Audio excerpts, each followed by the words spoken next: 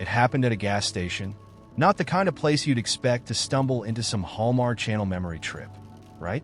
But there I was, standing next to Pump 4, topping off my tank like any other Tuesday, when it hit me. No, not a car or a lawsuit, just this smell. It was faint, barely there, but unmistakable. A mix of gasoline, wet pavement, and warm asphalt baked just enough by the November sun. I froze. It was like my brain short-circuited for a second. That smell? It wasn't a smell at all. It was summer 1977. I could see it clear as day. Me and my older brother Hank, sweating like sinners in church, sitting on the curb outside Joe's One Stop. Joe's was this dingy little station that sold more expired candy bars than gas, and Hank had just bought me my first ever cold Coca-Cola. Now, Hank was 18 back then and thought he was God's gift to women, walking around with his aviators and his feathered hair. He just started his first job at the car factory, which meant he finally had enough cash to bribe me to keep quiet about his study sessions with Mary and from down the block. I wasn't a snitch, but hey, I wasn't above a free Coke either. I remember the feel of the glass bottle in my hand, slick with condensation. Joe didn't bother with fridges, so he'd keep the sodas in this rusted metal cooler packed with ice that always smelled faintly of fish. Didn't matter. It was heaven. I must have been, 8 years old? Sitting there, swinging my legs because they didn't reach the ground, watching Hank lean against his Camaro like he was posing for a Teen Beat cover. He handed me a pack of peanut butter crackers and said, "Don't tell Mom, all right?" What gets me is how alive everything felt in that moment. The hum of cicadas in the air, the sticky heat pressing down on my skin, the sound of the ice shifting in the cooler every time Joe opened it. Even the taste of the Coke, it wasn't just sweet. It was sharp, fizzy, like fireworks in a bottle. Everything was cranked up to 11. Fast forward 46 years to this gas station parking lot, and I'm standing there with my hand on the nozzle, staring at the pavement like it's going to say something profound. The guy behind me honks, and I realize I've been spacing out for who knows how long. I mumble an apology, finish filling up, and drive off. But the smell sticks with me, clinging to the edges of my mind like cobwebs. When I get home, I find myself rummaging through the attic.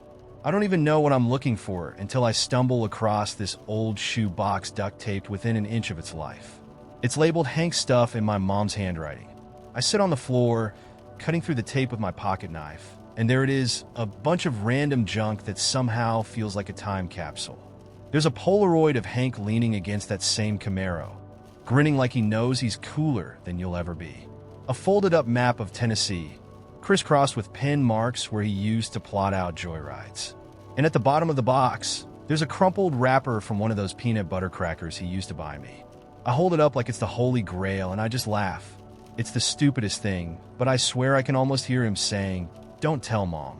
Now, Hank passed away back in '92, motorcycle accident. I don't talk about it much, not because I don't miss him, but because I still can't quite believe he's gone. He was larger than life, you know?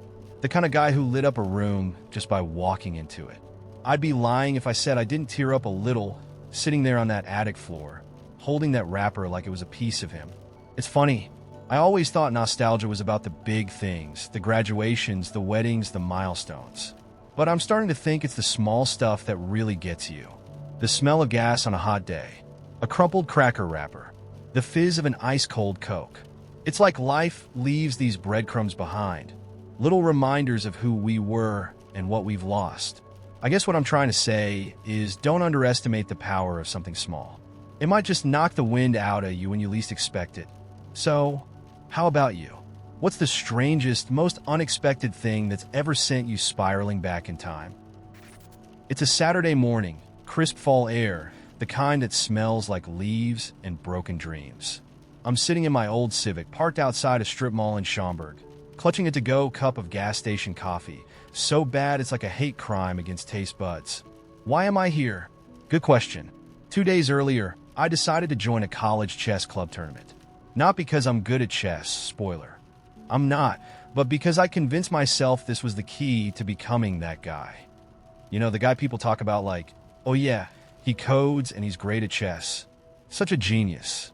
Except I'd only ever played on a janky app with ads every 2 moves, so my strategy was basically just to not lose immediately. The tournament was held at this sketchy little community center that looked like it doubled as a DMV during the week. As I walk in, the air smells faintly of burnt coffee and stale ambition. There are like 20 people scattered across mismatched folding tables. Most of them are older, graying hair, glasses, the works. But at the far end, I spot this girl about my age. She's wearing a hoodie with JavaScript as my love language on it. Naturally, my brain does the thing where it goes, "Oh, you're gonna marry her." I register, grab a number, and wouldn't you know it, my first match is against Hoodie Girl. I sit down, try to look calm, but inside my brain's running like a CPU at 110%. She introduces herself as Emma, and she's got this casual confidence like she's already calculated how many moves it'll take to destroy me. We shake hands, and the game begins. Now, I'd read somewhere that you should start with control of the center squares, so I open with my pawn to e4. Emma raises an eyebrow, smirking like she's already seen 10 moves ahead. I panic and start moving pieces without thinking. Knights? Sure. Bishops? Why not? At one point, I accidentally move a pawn sideways before she gently reminds me pawns don't do that. About 20 moves in, I'm down to my king, one sad little pawn, and a bishop that's just been chilling in the corner doing absolutely nothing. Emma? She's got a full-on fortress. Checkmate, she says, leaning back like it's the easiest thing in the world. I stare at the board for a moment, processing my crushing defeat, then blurt out, "You're really good. Like ridiculously good? Do you practice against Deep Blue in your spare time or something?" She laughs, which I count as a win. "Nah, I just grew up playing with my dad. He's a grandmaster." "Oh, cool. Grandmaster. No big deal." Meanwhile, I learned chess because it came pre-installed on my dad's old Windows XP. But here's the kicker. Instead of walking off to her next match, Emma offers to go over the game with me. "You made some interesting moves," she says, which I think is code for, "You played like a drunk raccoon." But she's patient, pointing out where I went wrong and showing me this one crazy pawn trick that's like a stealth attack. For the first time all day, I feel like maybe I'm not completely hopeless. Afterward, I get destroyed in 2 more matches, but I don't even care because Emma gave me her Discord handle and said, "Hit me up if you ever want to practice." Practice. With her, I floated through the rest of that tournament on pure dopamine, even though I came in dead last. Here's the thing I learned. Sometimes you jump into something thinking it's going to make you look cool or smart, and you end up eating humble pie. But if you're lucky, someone might see your mess of a game and still take the time to teach you a thing or two. Also, pro tip, don't assume pawns can move sideways. So now I gotta ask, have you ever tried something totally out of your league, only to realize how much you had to learn? What's the most unexpected way someone taught you a valuable lesson? I didn't mean for it to happen. I swear I didn't.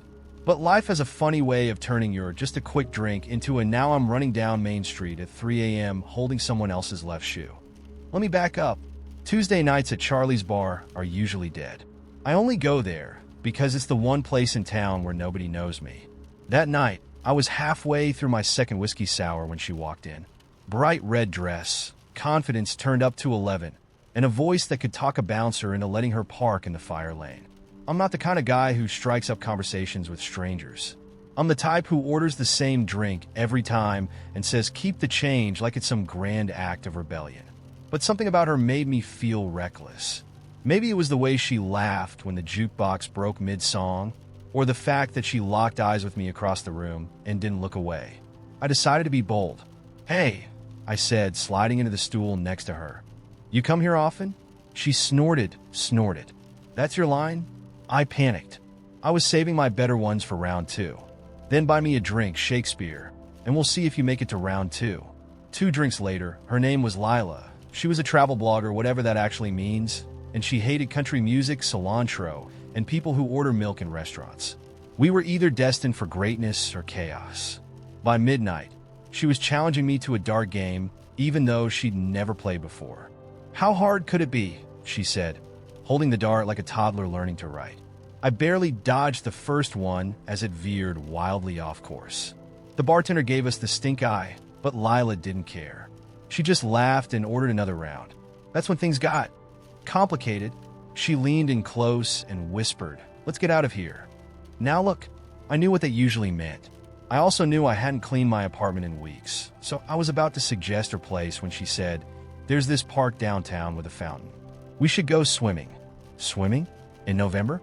In a public fountain? I should have said no. Any sane person would have said no. Instead, I said, "I'm driving." 15 minutes later, we were standing in front of the fountain. It was freezing, the water looked questionably clean, and I was starting to regret my life choices. Lila, however, was already kicking off her shoes. "Come on," she shouted, wading in like she'd been born to do this. I hesitated. "We're gonna get arrested." "Worth it," she yelled back, splashing water in my direction. That's all it took. I yanked off my jacket and followed her in.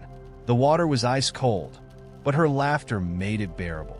She splashed me again, and suddenly it was an all-out war. We were soaked, breathless, and probably breaking at least 3 city ordinances. Then, like clockwork, we heard the sirens. "Cops!"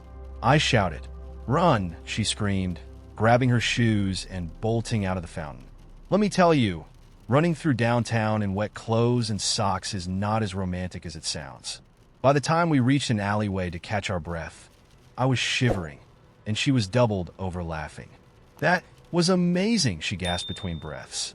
"You're insane," I said, but I couldn't help smiling. She leaned in close, her hair dripping onto my shoulder.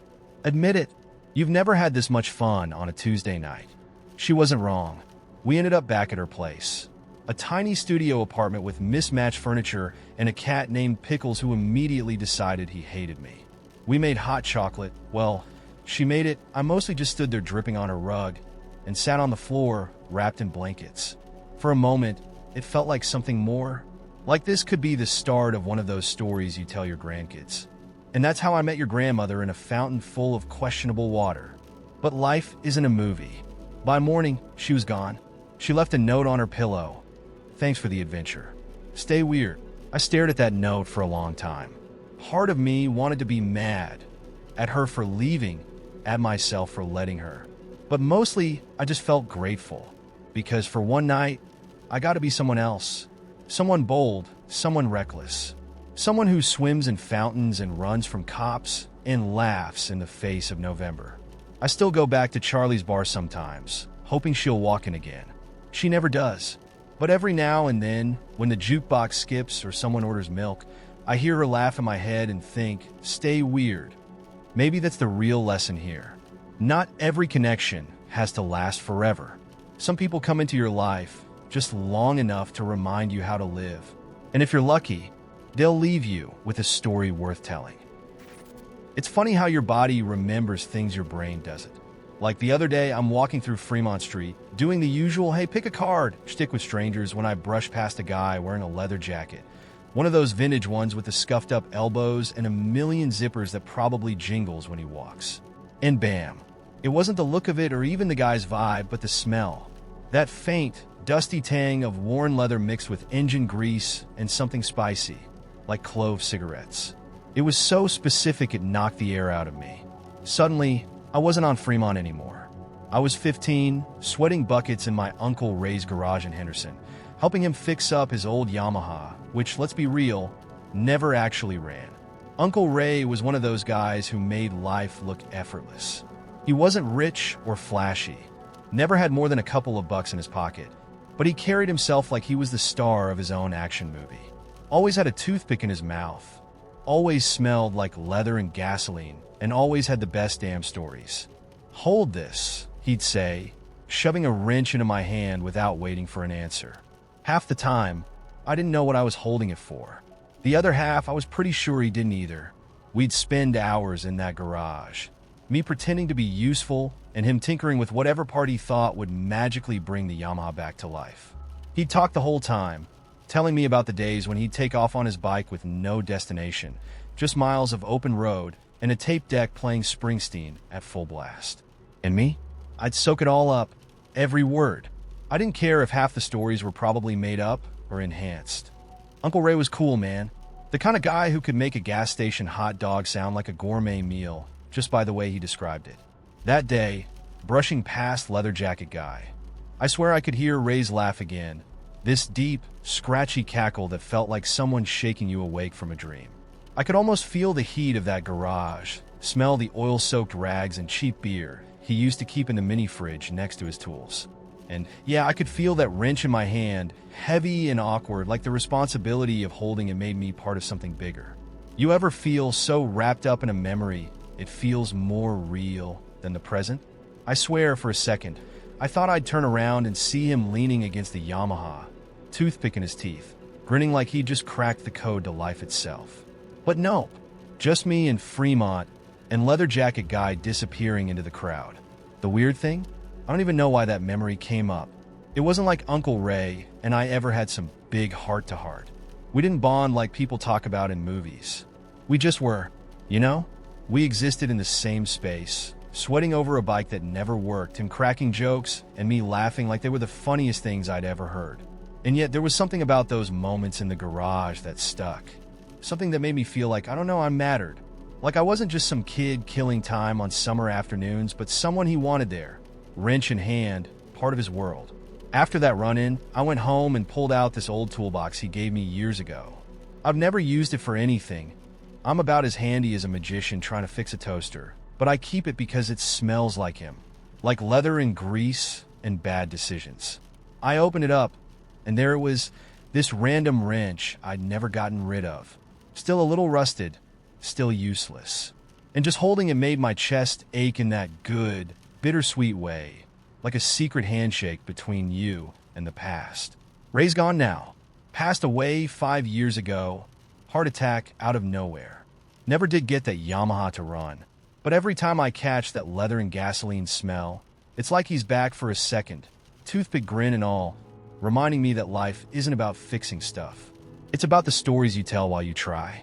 So, I gotta ask, what random thing, smell, or whatever hits you out of nowhere and makes you remember someone who made your life better, just by being in it? When I was 17, I learned 2 important truths.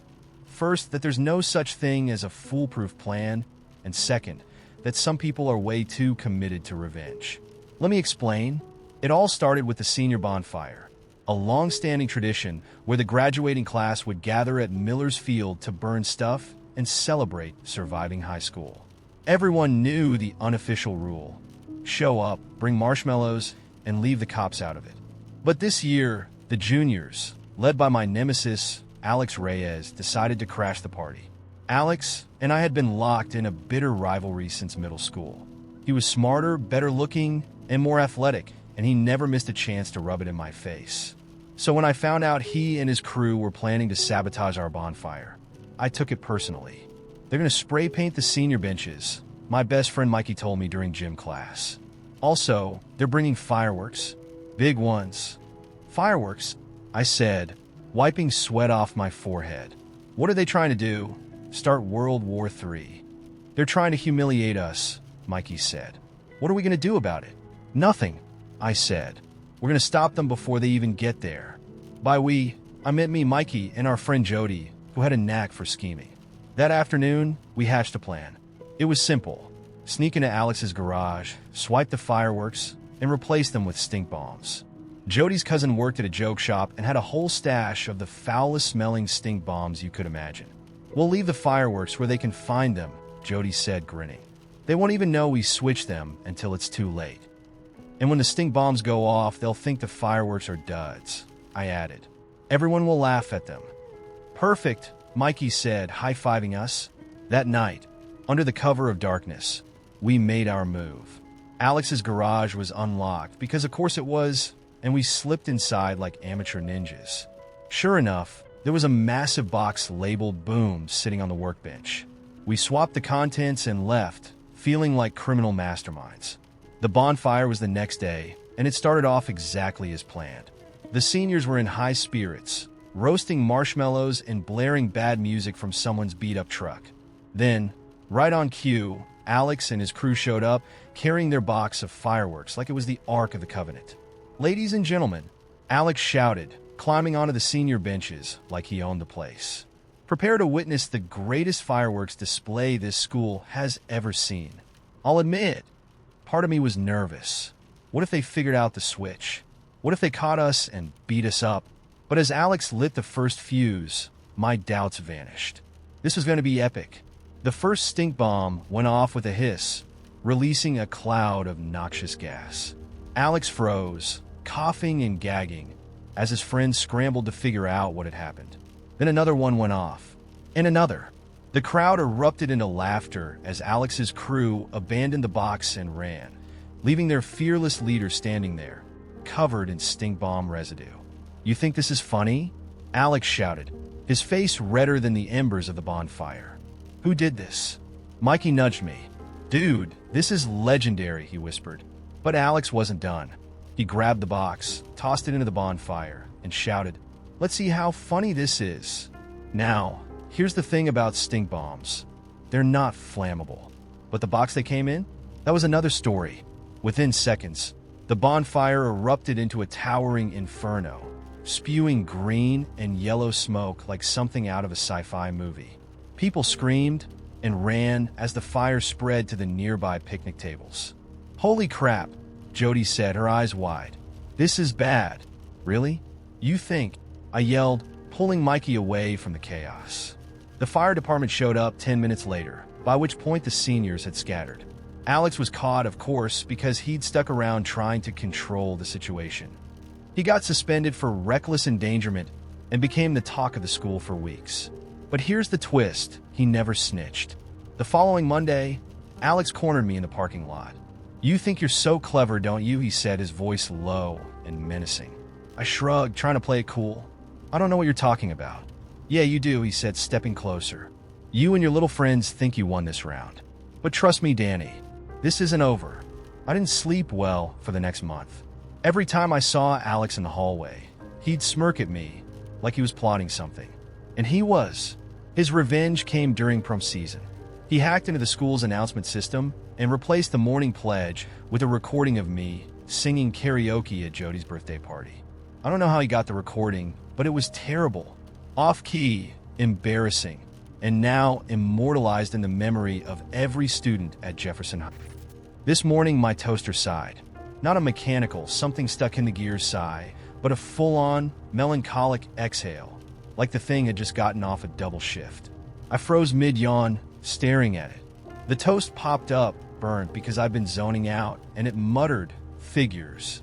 Clear as day. My toaster had attitude.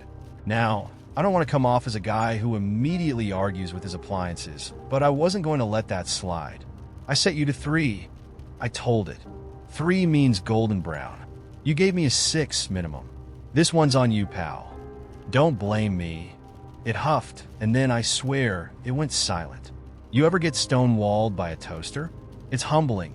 I grabbed the charred bread and spread some butter on it like nothing happened because maybe I was losing it. But then I got outside and realized, nope, it wasn't just me. The woman across the hall was walking her dog, a tiny thing that looked like it had opinions on modern art, and they both nodded at me. Both of them. She didn't say a word, but the dog locked eyes with me like, big day ahead. Huh? And honestly, it was. Downstairs, the elevator refused to stop on my floor. I could hear it dinging on the floors above and below, like it was playing hard to get. The building super was standing by the mailboxes, munching on a bagel. "The elevator's in a mood," he said casually, like this was perfectly normal. "Did you feed it?" I asked, half joking. "Not my job," he said, and popped the last of the bagel in his mouth. "Fine." Stairs it was.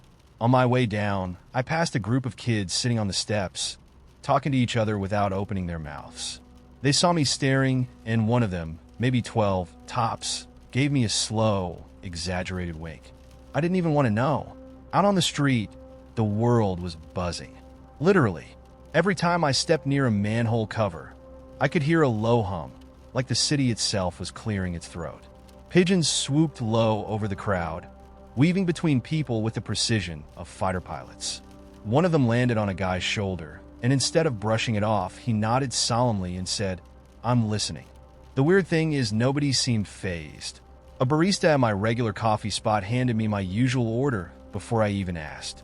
"Latte," she said, sliding it across the counter. "No need to act surprised. You always come here at 8:13, and you always tip me exactly 75 cents. "Okay, but I could have mixed it up today," I said, even though she was right.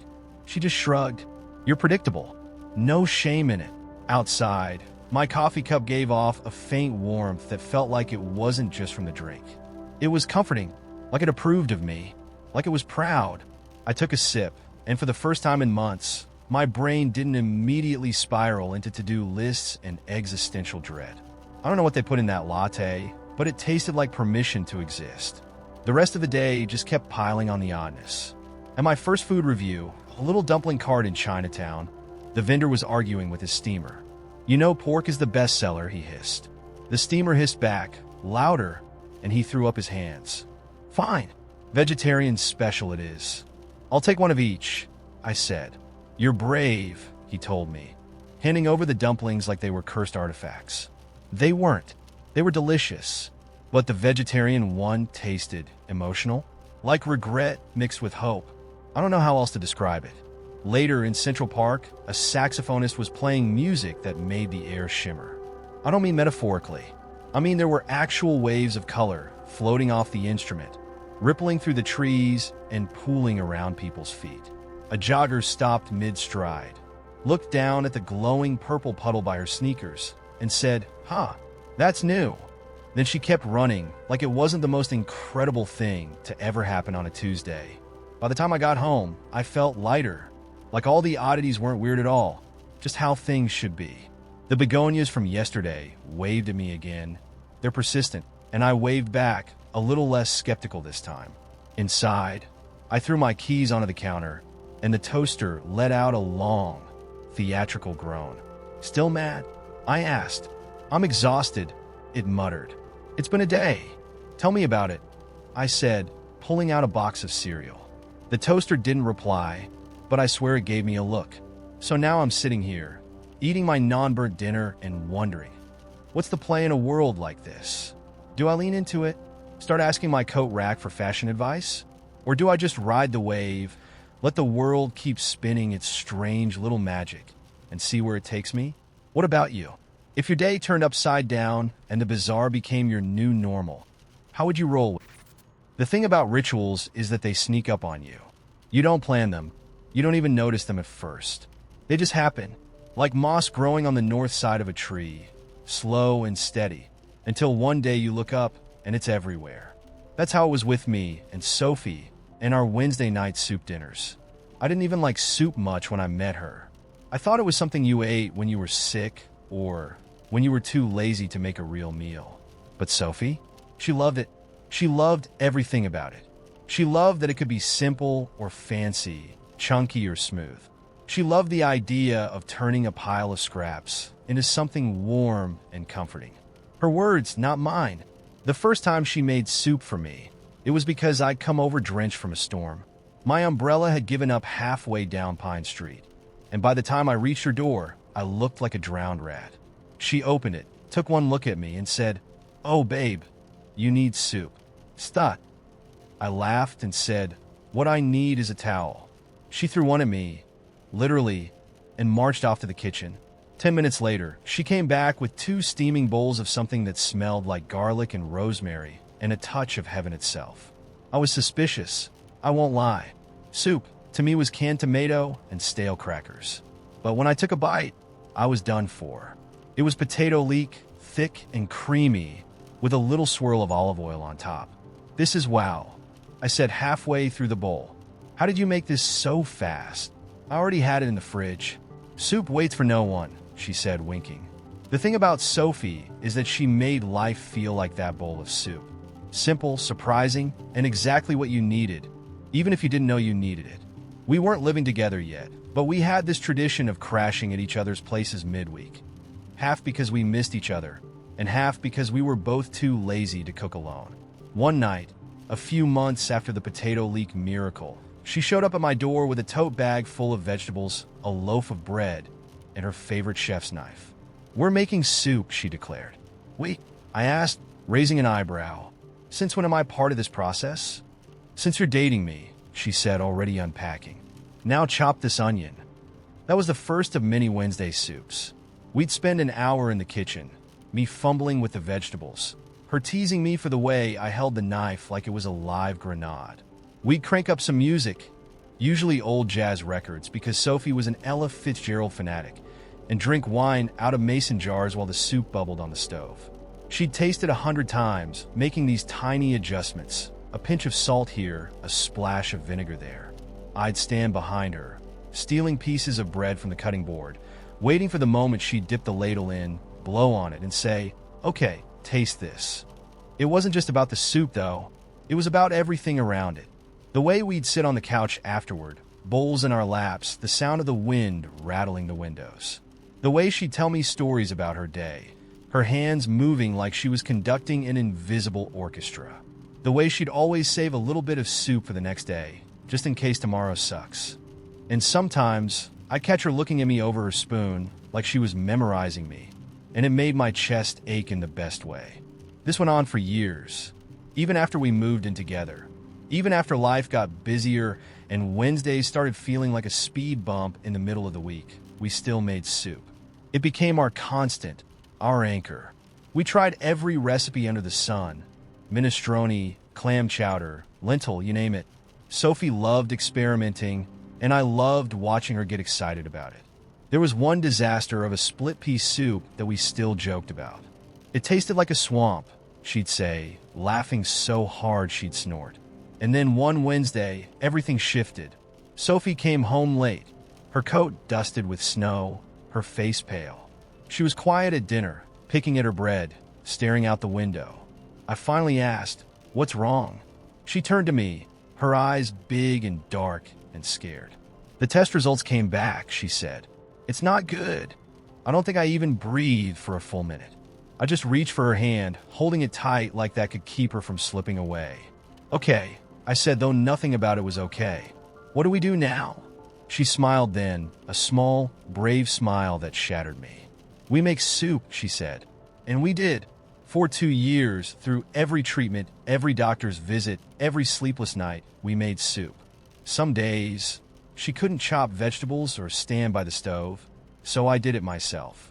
I learned how to julienne carrots, how to properly caramelize onions. I learned that adding a Parmesan rind to the pot makes magic. Sophie would sit at the counter, watching me, coaching me, sometimes too tired to even taste the broth. But we always ate together, even if it was just a few spoonfuls. When she was gone, the first Wednesday without her was unbearable. I couldn't bring myself to step into the kitchen. But by the second week, I felt her absence like a weight in my chest, and I knew what I had to do. I made soup. It wasn't good, too salty, a little burnt, but I sat on the couch and ate it anyway. And for a moment, I could almost hear her laugh, almost feel her sitting next to me. It's been 3 years now, and I still make soup every Wednesday. I keep her old tote bag in the pantry, her favorite recipes in a worn notebook on the counter. It's not the same, of course. It never could be. But it's something. It's a way to keep her close, to honor what we had. So now I'm wondering, what do you do to hold on to love? What little rituals keep your heart warm, even on the coldest days? It started with a hat. Not just any hat, mind you, but a wide-brimmed velvet thing with a peacock feather so long it nearly grazed the shoulder of the man sitting behind me at the cafe. I didn't buy it. It bought me. Sitting there in the dusty window of Madame Louise's Curiosities, half thrift store, half spiritualist parlor, I saw it and thought, well, if that's not destiny tapping me on the shoulder. I wasn't supposed to be in that part of town. It's tourist-heavy, where ghost tours have a distinctively hokey flair, and there's always someone playing when the saints go marching in on a badly tuned trumpet. But I'd woken up that morning with a feeling that the day was about to turn itself upside down. And I learned a long time ago not to argue with those. The hat was my first purchase of the day, but far from my last. I was wearing it as I stepped out of Madame Louise's and almost immediately got waylaid by a street vendor selling old maps. "You look like someone who appreciates history," the man said, holding one up with a wink. "I do appreciate history. I'm practically married to it, if you count wandering around Savannah and talking about dead people all day as a form of commitment. But this map wasn't just history, it was mystery. The paper was aged, the ink faded, and there was a curious X marked just on the edge of the city where no streets existed, only a curling patch of trees. The vendor swore it was a replica of an old smuggler's map, but something in his tone, too eager, too rehearsed, made me suspect otherwise. I bought it anyway. You'd have done the same. Some things beg to be bought. The rest of the day unfolded like a dream I couldn't quite believe I was awake for. I was supposed to be running errands, boring things like picking up cat food, and trying to figure out why my landlord still hadn't fixed the leaky ceiling in my bathroom. Instead, I found myself wandering from place to place, pulled along by some invisible thread. I ducked into a record store and found an old vinyl of Billie Holiday's Strange Fruit. In a bookstore, I stumbled on a secondhand copy of a collection of Savannah ghost stories, complete with handwritten notes in the margins from a previous owner. At one point, I stopped to pet a scruffy black cat that appeared out of nowhere and followed me for 4 blocks before disappearing just as mysteriously. It was around 3 in the afternoon when I decided to follow the map. The X marked a spot near Moon Creek, a part of town that had been swallowed up by kudzu and gossip decades ago.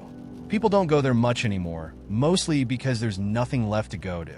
Just old ruins and a persistent smell of damp earth.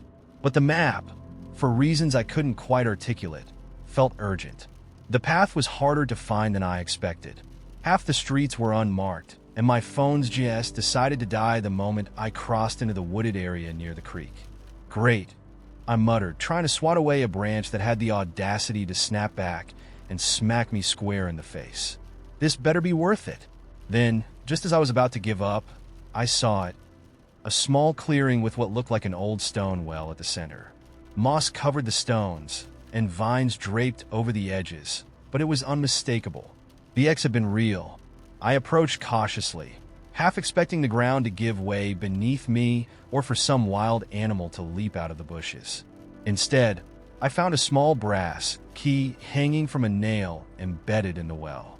A key, just hanging there like it had been waiting for me. "Nope," I said aloud, stepping back. "This is officially weird." But, of course, I took it. You'd have done the same. I didn't have time to wonder what the key might unlock, because just as I turned to leave, a voice called out from the trees. "You're early." I froze. The voice belonged to a man, low, gravelly, and tinged with an accent I couldn't place. When I turned around, he was leaning casually against one of the trees, dressed in clothes that looked like they'd been borrowed from another century. Suspenders, scuffed boots, a white shirt rolled to the elbows.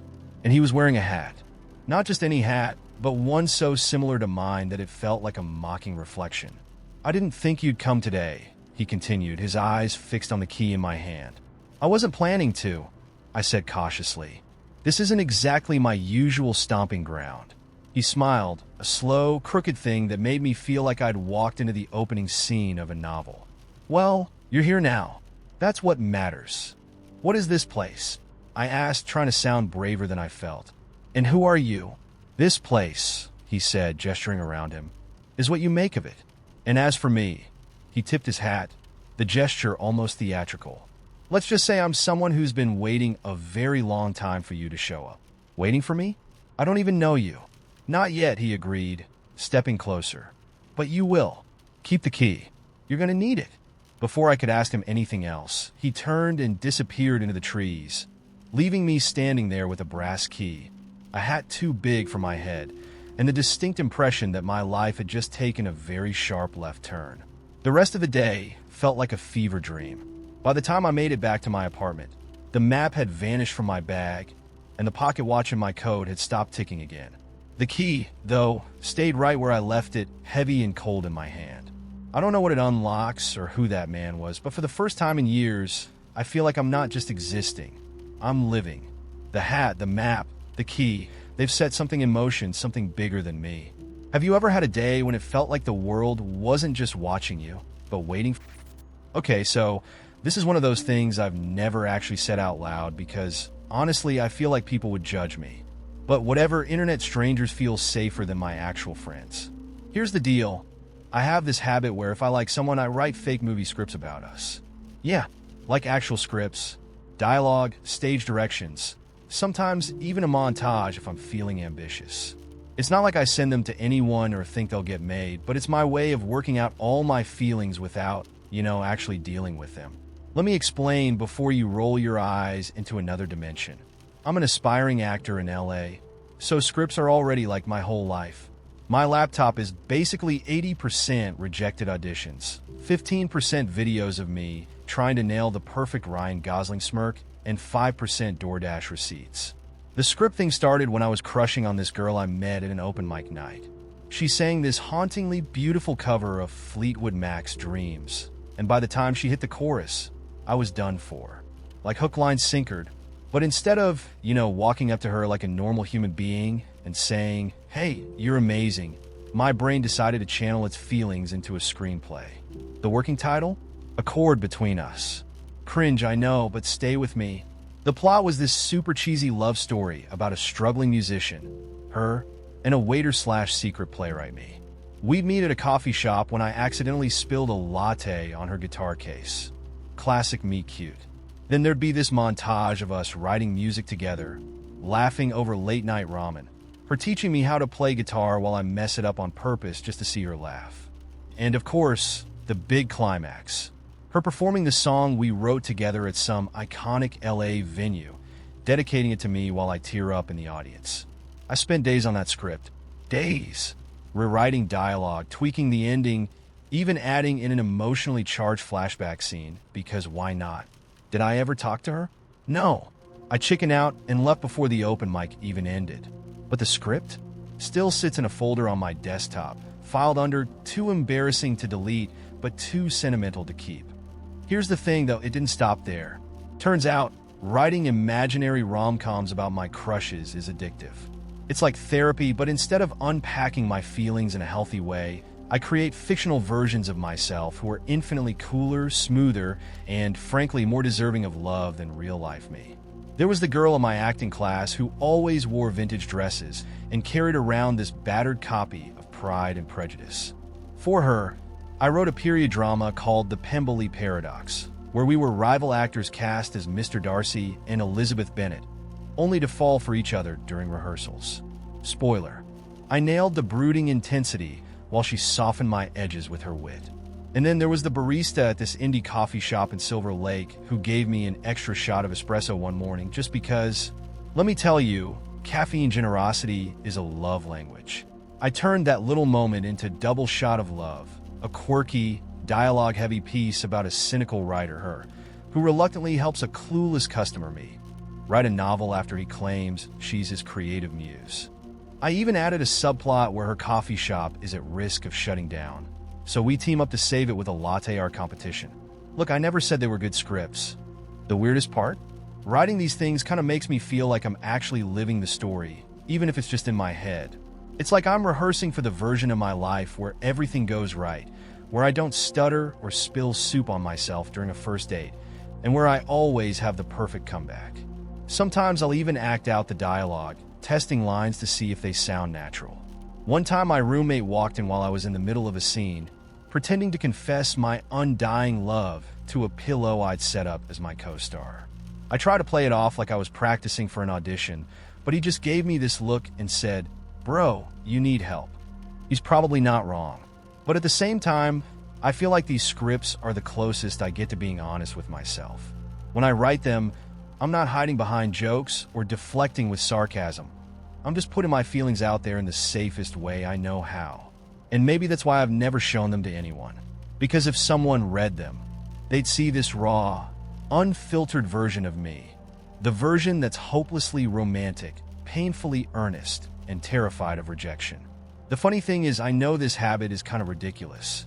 Like, I'll literally be halfway through writing some dramatic, "you complete me" monologue for a girl who doesn't even know my last name. And I'll stop and think, dude, what are you doing? She's not even into you. She probably has a boyfriend, or a girlfriend, or a pet iguana that takes up all her emotional bandwidth. But then I'll shrug it off and keep writing because, hey, at least in the script, I get a happy ending. So, yeah, that's my little quirk. I fall for someone, and instead of shooting my shot, I write a whole fake movie about us falling in love. Is it healthy? Probably not. But it's cheaper than therapy and way more fun than scrolling TikTok. Anyway, now that I've bared my deeply weird soul, I gotta ask, do you have any romantic quirks you've never told anyone about? Like, do you secretly rehearse first dates in your head, or memorize their Starbucks order in case fate throws you together. Please, someone out there, tell me I'm not the only one writing imaginary Oscar bait about my crush. Alright, so picture this. It's a Sunday morning, and I'm deep in my I'm gonna be productive phase, which, let's be real, usually lasts about 2 hours before I start doom scrolling or rearranging my plans for no reason. I'm at this flea market in Soma, which is a vibe, half hipsters selling hand-poured candles, half people hawking stuff that looks like it fell out of a pirate ship. I'm mostly there for inspiration. You know, sketch a weird lamp, maybe buy a $5 necklace I'll wear twice, but then I see her. By her, I mean this absolutely ancient woman sitting behind a table full of, like, completely random objects. Rusty scissors, a teapot missing its spout, a stack of cassette tapes labeled "Do Not Listen." The whole setup screams haunted. But it's not the table that pulls me in, it's her. She's got this scarf wrapped around her hair, and these eyes that make you feel like you've just been caught stealing something, even if you haven't. She crooks a finger at me, and I swear I didn't mean to walk over, but it's like my feet had other plans. "You," she says, pointing a bony finger at my face. "You're looking for something." "Am I?" I say, because honestly, I thought I was just looking for an overpriced iced coffee. She doesn't answer. Instead, she picks up this little wooden box from the table and plunks it in front of me. It's about the size of a deck of cards, with carvings all over it that look like tiny vines or maybe tentacles. "This is yours." Now, normally I'd be like, "Sure, Jan," but there's something about the way she says it that makes me take out my wallet without thinking. I don't even ask what it does, which in hindsight is peak dumb main character energy. She takes my $20, grins in a way that's not entirely friendly, and says, "Enjoy." Fast forward to me back at my apartment, staring at this box like it's going to explain itself. Nothing happens when I open it. It's just empty. "Cool," I mutter, tossing it on my cluttered desk. Got scammed by a spooky grandma. Love that for me.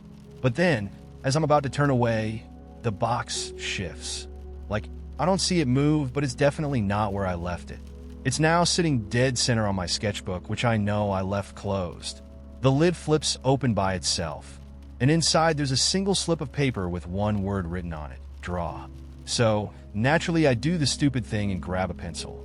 I sketch a circle, because that's what you draw when you're testing the vibe, right? The second I finish, the circle lifts off the page like fully 3D and starts floating around my apartment like a helium balloon. It's so smooth and glossy it almost looks fake, like someone photoshopped reality. "Okay," I say out loud, which is apparently my default reaction to magic now. "This is fine. Totally normal." I try drawing other stuff. A coffee cup? Boom, real. But the coffee's cold and tastes like ash. A goldfish? Pops out of the page and immediately starts swimming through the air like water isn't a thing. I name him Eugene. Then I make a mistake. I sketch a door. Not a fancy door, just a simple rectangle with a doorknob. But the second I finish, a real door appears in the middle of my living room, standing there like it owns the place. It's old, wooden, with chipped paint and a brass knob that looks like it could double as a knuckle duster. Now, here's where I probably should have stopped. But do I stop? Of course not, because I have the curiosity level of a raccoon in a dumpster. I grab the knob, twist it, and step through, and immediately, I am not in San Francisco anymore. I'm in this massive garden, the kind that looks like it belongs to a Victorian novel. There are hedges taller than my apartment building, fountains spouting glittering water, and flowers in colors I'm not convinced exist on Earth. At the center of it all is a little cottage, straight out of a fairy tale, with smoke curling from the chimney and windows glowing a warm, golden light. I'm about halfway to the cottage when a guy steps out of the shadows, and when I say guy, I mean something pretending to be a guy. He's tall, sharp-featured, with a suit that looks like it was tailored out of midnight. His eyes are wrong, like they're made of static, flickering, and unreadable. "Ah," he says, his voice smooth and cold, like a knife dipped in honey. "Another artist." "Another?" I say, because what else do you say to a human glitch? "You're not the first," he replies, gesturing at the box still clutched in my hands. "It has a habit of finding people like you." "People like me?" I ask, trying very hard not to panic. "Dreamers," he says with a hint of disdain. "Creators. Those who don't know the power of their own hands." Okay, rude, but also intriguing. He steps closer, and I notice that his shadow doesn't quite line up with his body. "The box will give you what you want," he says, "but only if you're willing to pay the price." "What's the price?" I ask, clutching it tighter. His grin spreads too wide, like someone stretched his face in Photoshop. "You'll find out." And then, just like that, I'm back in my apartment. The door is gone, but the box is still there, sitting on my desk, looking innocent and smug all at once. Eugene the goldfish is still swimming around, completely unbothered. So now I'm sitting here, trying to decide if I should burn this thing, lock it in a safe, or keep drawing and see what happens. What would you do if you had a magic box that could make anything you draw real, but came with strings attached? And, does anyone know how to feed an airfish? Eugene's starting to look hangry. It hit me when I wasn't even looking. Isn't that always how it goes?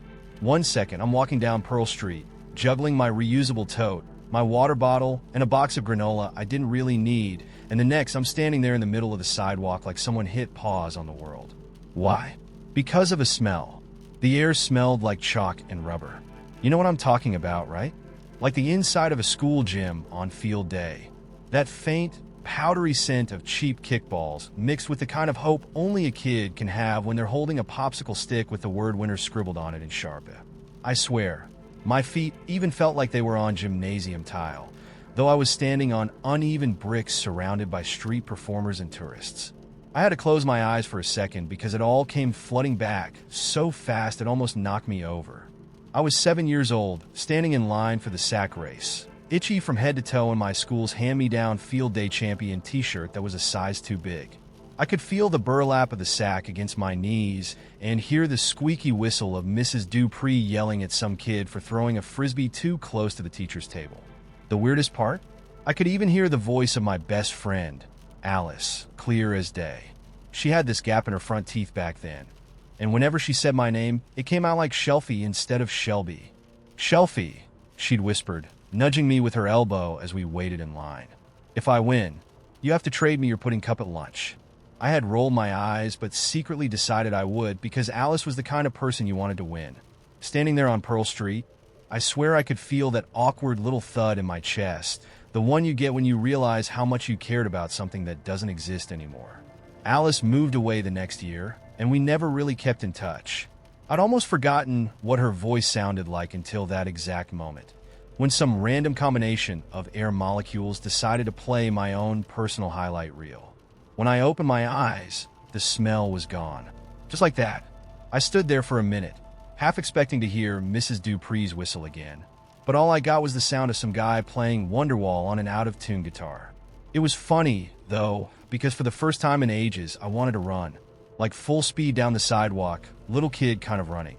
Not for exercise or mindfulness or any of the stuff I usually talk about in yoga class, but just to feel my lungs burn and the wind slap my face like I used to during recess. I didn't run, though. I mean, I was holding granola, and let's face it, I'd probably trip. But I did walk faster, grinning like an idiot as I made my way toward the farmer's market. It felt like Alice was walking with me, even though she wasn't. Like we were still lining up for the sack race, elbows touching, full of that wild, reckless joy that comes from not caring how ridiculous you look. At the market, I ended up buying this ridiculously overpriced bunch of sunflowers. Not because I needed them, but because they reminded me of the yellow ribbons we used to tie around our ponytails on field day. I figured they'd look nice on my kitchen counter, and maybe every time I saw them, I'd think of Alice and wonder if she ever won another race. The whole way home, I kept thinking about how funny life is, how one smell, one flash of a memory, can make you feel like you're wearing Velcro sneakers again and trying to prove you're the fastest kid in class. And then I started wondering if Alice ever thinks about me. If she smells chalk or burlap or rubber and remembers Shelfie and the time I gave her my pudding cup even though she didn't win. So now the flowers are sitting on my counter, and every time I look at them, I kind of want to take my shoes off and run barefoot in the grass. What about you? What moment has hit you out of nowhere and taken you back to a time you didn't even know you missed? There's this moment, right before you swipe right, where your thumb kind of hovers. You're not just looking at the photo. Though, let's be real, the photo matters. You're scanning the vibes. Does he look like he's holding that fish ironically? Are those 3 girls in the background his sisters? Or are we about to unlock a new level of awkward? It's like flipping tarot cards, except instead of predicting the future, you're trying to avoid becoming a horror story. I used to believe in the magic of these apps. Not love exactly. Too Disney for my taste, but connection. Real connection. The kind where you meet someone and their laugh feels like a warm blanket and suddenly the world doesn't suck so much. That's what I thought I'd find when I matched with Dylan. His profile had this goofy energy that made me laugh out loud, which is rare because most bios are just 6 feet 2 inches, if that matters, and a gym emoji. Dylan's bio said, "Professional overthinker. Will judge your coffee order, but only because I care. Swipe right if you want to argue about pineapple on pizza." I swiped, obviously, and within 5 minutes of chatting, he sent me this stupid meme about ducks, and I thought, this guy gets me. Our first date was at one of those little hole-in-the-wall taco spots, the kind where the napkins are basically paper towels and everything tastes like heaven. He told me about his job as a copywriter and how he once wrote an ad so bad, it tanked an entire campaign. I told him about my dream of opening a bookstore/coffee shop where the staff would give unsolicited book recommendations. We talked for hours. It felt like a movie montage, except with more queso. And then, because the universe loves a twist, Dylan introduced me to his roommate, Andrew. Andrew was tall, with this effortless charm that made me immediately self-conscious about my laugh. You know how some people just walk into a room and own it? That was Andrew. Meanwhile, I'm over here nervously tucking my hair behind my ear like a middle schooler with a crush. We didn't talk much that first time, just a few polite exchanges while Dylan played bartender, mixing us these questionable cocktails he found on TikTok. But I noticed the way Andrew looked at me, like I was the only thing in the room worth seeing. It's not like I planned what happened next. I didn't even know it was happening until I was already knee-deep in it. Dylan and I kept dating, but every time I went to his place, Andrew and I would find ways to talk. Little moments that felt harmless at first, a shared joke, a lingering glance. I told myself it was nothing, but deep down I knew better. One night, after Dylan fell asleep during The Mandalorian, Andrew and I stayed up talking. We sat on the couch, whispering about stupid things, bad high school haircuts, embarrassing drunk stories, until the air between us shifted. You know that feeling when you're standing on the edge of something and your heart is screaming at you to jump? That's what it felt like when Andrew leaned in. I pulled back. "I can't do this," I whispered, my voice cracking. Andrew just nodded, looking like he'd just been punched in the gut. "I know," he said, "but it's not just me, right? You feel it too." And that's when I knew I was in deep. Because yes, I felt it. I felt it in every stolen glance, every accidental touch, every moment I caught myself wishing Dylan was Andrew. I broke up with Dylan the next day. Not because of Andrew, or at least that's what I told myself. I told him we just weren't a good match, that I needed to figure myself out. All those cliches people use to avoid saying the real thing. Dylan didn't argue. He just nodded, gave me this sad smile, and said, "I hope you find what you're looking for." I didn't talk to Andrew after that. Not for a long time.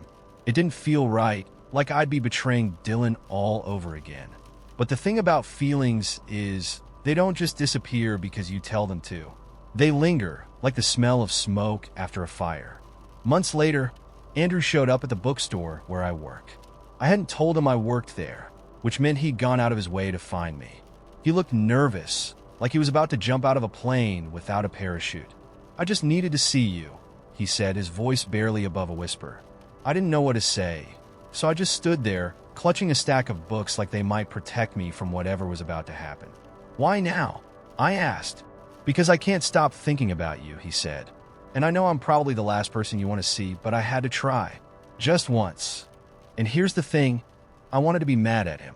I wanted to tell him to leave, to say he had no right to walk back into my life like this. But instead, I felt this stupid, overwhelming relief. Like I'd been holding my breath for months, and suddenly I could breathe again. We didn't kiss. We didn't even touch. We just stood there, staring at each other, while the world buzzed on around us. And for the first time in a long time, I felt like maybe, just maybe, I'd finally found my way out of the mess I'd made. Or maybe I just stepped into a new one. Who knows? Love is messy like that. So, the other day, I'm standing in the cereal aisle, trying to decide if I want to be the kind of adult who buys brand flakes or the kind who goes for Cocoa Puffs and pretends it's for the nostalgia. There's a kid down the aisle with his dad, maybe 6 or 7 years old, absolutely losing his mind because apparently cereal is now boring. Boring. I looked at him like, "Kid, this is an event. You don't even understand." When I was his age, going to the grocery store wasn't just errands. It was practically a Saturday field trip. My mama let me pick out one thing: cereal, Pop-Tarts, maybe those little fruit snacks shaped like dinosaurs. And you'd agonize over the decision because there was no turning back once it was in the cart. If you picked Raisin Bran because you were feeling weirdly grown up, that's on you, buddy. Enjoy your regret at breakfast. I glanced at the kid's dad, and he had that "I haven't slept in a decade" look that all parents of small children seem to wear. The guy was scrolling on his phone while the kid did circles around the cart, begging for something that wasn't cereal. And I thought, when did we start multitasking everything? I mean, I'm guilty too. I've answered emails while brushing my teeth. But it hit me in that moment just how much the little stuff feels like a background track now. Later, I was telling my friend Janet about it over coffee, and she goes, "Oh, that's because the stakes are lower now." She said it like she was explaining how to make toast, as if everyone already knew. "What do you mean?" I asked, stirring way too much sugar into my cup. Janet shrugged and said, "It's like, remember when you'd wait all week for your favorite TV show? And if you missed it, you just miss it? No DVR, no streaming, no second chances. Now everything's on demand, so the little decisions don't feel as big." She had a point. We've traded the panic of missing out for the comfort of catching up whenever we feel like it. Which is nice, sure, but I think we've lost a bit of the drama, the thrill. Like, remember those school book fairs? You'd clutch a crumpled $5 bill, debating whether to get a Lisa Frank notebook or the latest Goosebumps. It was agony in the best way. Now, you just Amazon it. Add to cart. Done. Convenient? Absolutely. But where's the story? I got a taste of that drama the other day when my internet went out for 3 hours. 3 whole hours. It was like being thrown back to 1998. I paced my apartment thinking, what did I do back then? Eventually, I found myself sitting at my dining table, shuffling through a deck of cards I didn't even remember owning. Solitaire. I played solitaire, by hand, like some kind of Victorian ghost haunting a seaside manor. And you know what? It was oddly satisfying. The kind of simple, quiet focus that I hadn't felt in a long time. The next day, I told my students about it. Did you know people used to play card games alone? Without an app? They stared at me like I'd grown another head. One kid raised his hand and said, "Miss L, is this like when you told us about the window tax?" Because that didn't sound real either. I laughed so hard I had to sit down, but it got me thinking about how we live in this weird, beautiful in-between era. A foot in the past, a foot in the future. My students laugh when I tell them about Y2K, but they're also obsessed with vintage trends. Polaroid cameras, record players, those ridiculous low-rise jeans from the early 2000s. They're into all of it. One kid showed me a flip phone he bought just for the aesthetic. I said, "Good luck texting anyone. Those things were like typing on a calculator." He shrugged and said, "Yeah, but it's cool." And honestly, he's not wrong. There's something grounding about holding on to the old stuff, even as we race toward the new.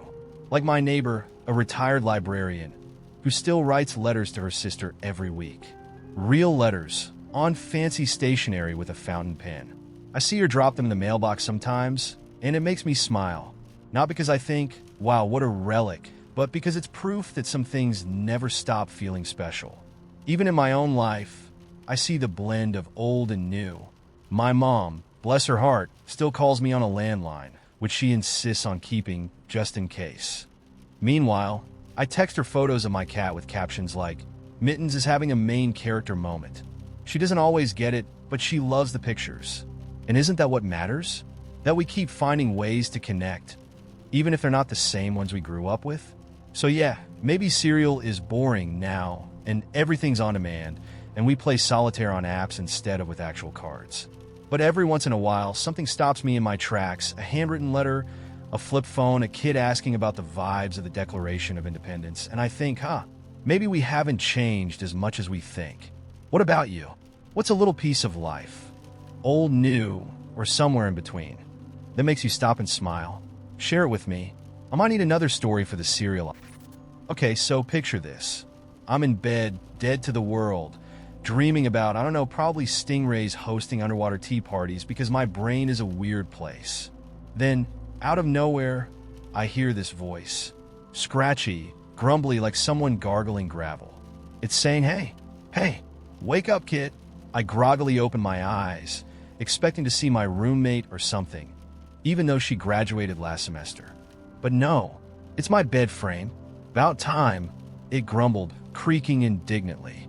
You know how many nights you've kicked me in your sleep? I'm not a punching bag. I sat bolt upright, staring at the bed frame like it had just insulted my mom. Wait, you can talk? I whisper shouted. The mattress groaned beneath me like I'd offended it. Oh great, she's slow. Yes, we can talk. Been listening to you mutter in your sleep for years. By the way, who's Steve, and why do you want to punch him? Steve is, wait, never mind who Steve is. This is insane. And then everything in my room just joined in. My lamp clicked on and said, it's about time you noticed us, darling. That last paper you wrote? The grammar? Abysmal. The stuffed manatee on my dresser. Yes, I'm 21 and still have plush toys. Fight me, croaked. I've seen things. Things, Tess. It was overwhelming at first. My pillow complained about my drool habits. My closet got passive-aggressive about my lack of color coordination. Even my phone case piped up. You drop me one more time, and I swear, I'm leaving you for someone responsible. The only thing that stayed quiet was the little succulent I keep on my nightstand. I poked it, hoping for some input, and finally it sighed. Look, I could talk, but why bother? You already ignore my needs. Just let me suffer in silence. Now, I know what you're thinking. Tess, were you hallucinating? No, I wasn't drunk. I wasn't sleep-deprived, well, no more than usual, and I definitely wasn't dreaming. Everything in my apartment had suddenly decided it had opinions. And oh boy, they were not shy about sharing them. At first, I thought I'd go insane. But after about 20 minutes of pure chaos, my fridge yelling at me for forgetting to shut its door last night, my shower curtain whining about mildew, it started to feel normal, weirdly comforting even, like my house had become a group of chatty, slightly dysfunctional roommates. The real turning point came when I left for my morning jog. I'd barely stepped outside when the neighborhood trees started waving their branches at me like jazz hands. The palm tree by the corner shouted, "Hey, Speedy Gonzalez, you think those sneakers make you fast? Try running barefoot sometime." And the birds. Oh God, the birds. You'd think they'd be all majestic and poetic, right? No, total gossips. There's this pair of mockingbirds that nest by the parking lot, and they went off. Oh look, it's Miss Marine Biology Major again. Tell me, Tess, how's that online course on coral reefs going? Do you even know what a polyps is yet? I flipped them off. Yes, I flipped off birds, don't judge, and they cackled like they won a prize. But here's where things took a turn from hilariously bizarre to straight up magical. I decided to swing by the pier because that's my favorite place to clear my head, and the second I got there, the ocean spoke to me. I'm not kidding. The waves lapped at the shore, and I heard this deep, resonant voice like James Earl Jones if he were made of salt water. Hello, little one. Welcome back. Wait, I said, because what else do you say when the literal ocean greets you? You can talk too? The waves rippled in amusement. Of course. You just never listened before. I didn't even know what to do with myself. I sat on the edge of the pier, my feet dangling above the water, while the ocean told me stories. Not just any stories, though, ancient ones. About sailors who whispered their secrets to the waves, about dolphins pulling shipwrecked fishermen to safety, about creatures so old and strange they don't even have names. At one point, a crab scuttled by and muttered, "Don't believe half of it. The ocean's a drama queen." I shot it a look, and it waved a claw at me like, "What?" It's true. By the time I headed back home, my head was spinning.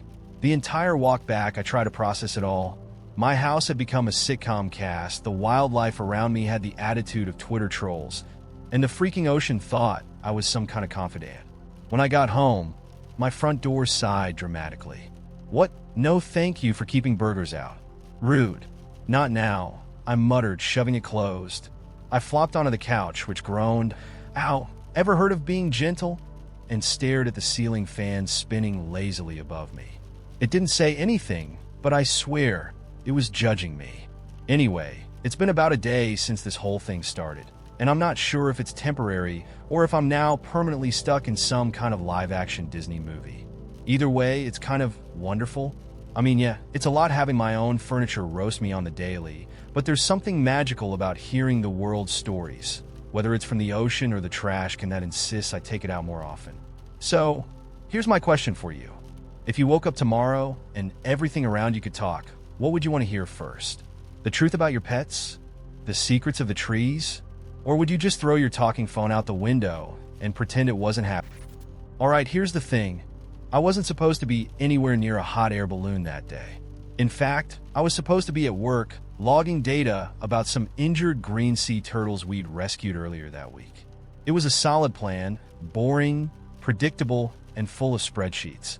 But then my best friend Lily called me at 7 a.m. with her usual chaos energy, screaming, "Zoe, we're gonna fly." Now, Lily's definition of flying could mean anything from ziplining to stealing a hang glider. Don't ask. So naturally I said, "Okay, slow down. What are you talking about?" Turns out her cousin's boyfriend bailed on this hot air balloon ride they'd already paid for, and she had an extra spot. "Come on," she begged. "When are you ever going to get this chance again?" Which, fair point. I mean, San Diego isn't exactly known for its hot air balloons, and I hadn't done anything remotely adventurous in weeks. So, against my better judgment and the glaring to-do list taped to my fridge, I said yes. Fast forward 2 hours, and I'm standing in a random field near Temecula, squinting at this massive, half-inflated balloon while a guy named Greg explains safety procedures in a voice that sounds like he's already over our group. Lily's bouncing like an excited puppy, while the rest of us are low-key wondering if Greg knows what he's doing. The whole setup looks rickety. Like, I wouldn't trust this basket to hold my groceries, let alone my entire body at 3,000 feet.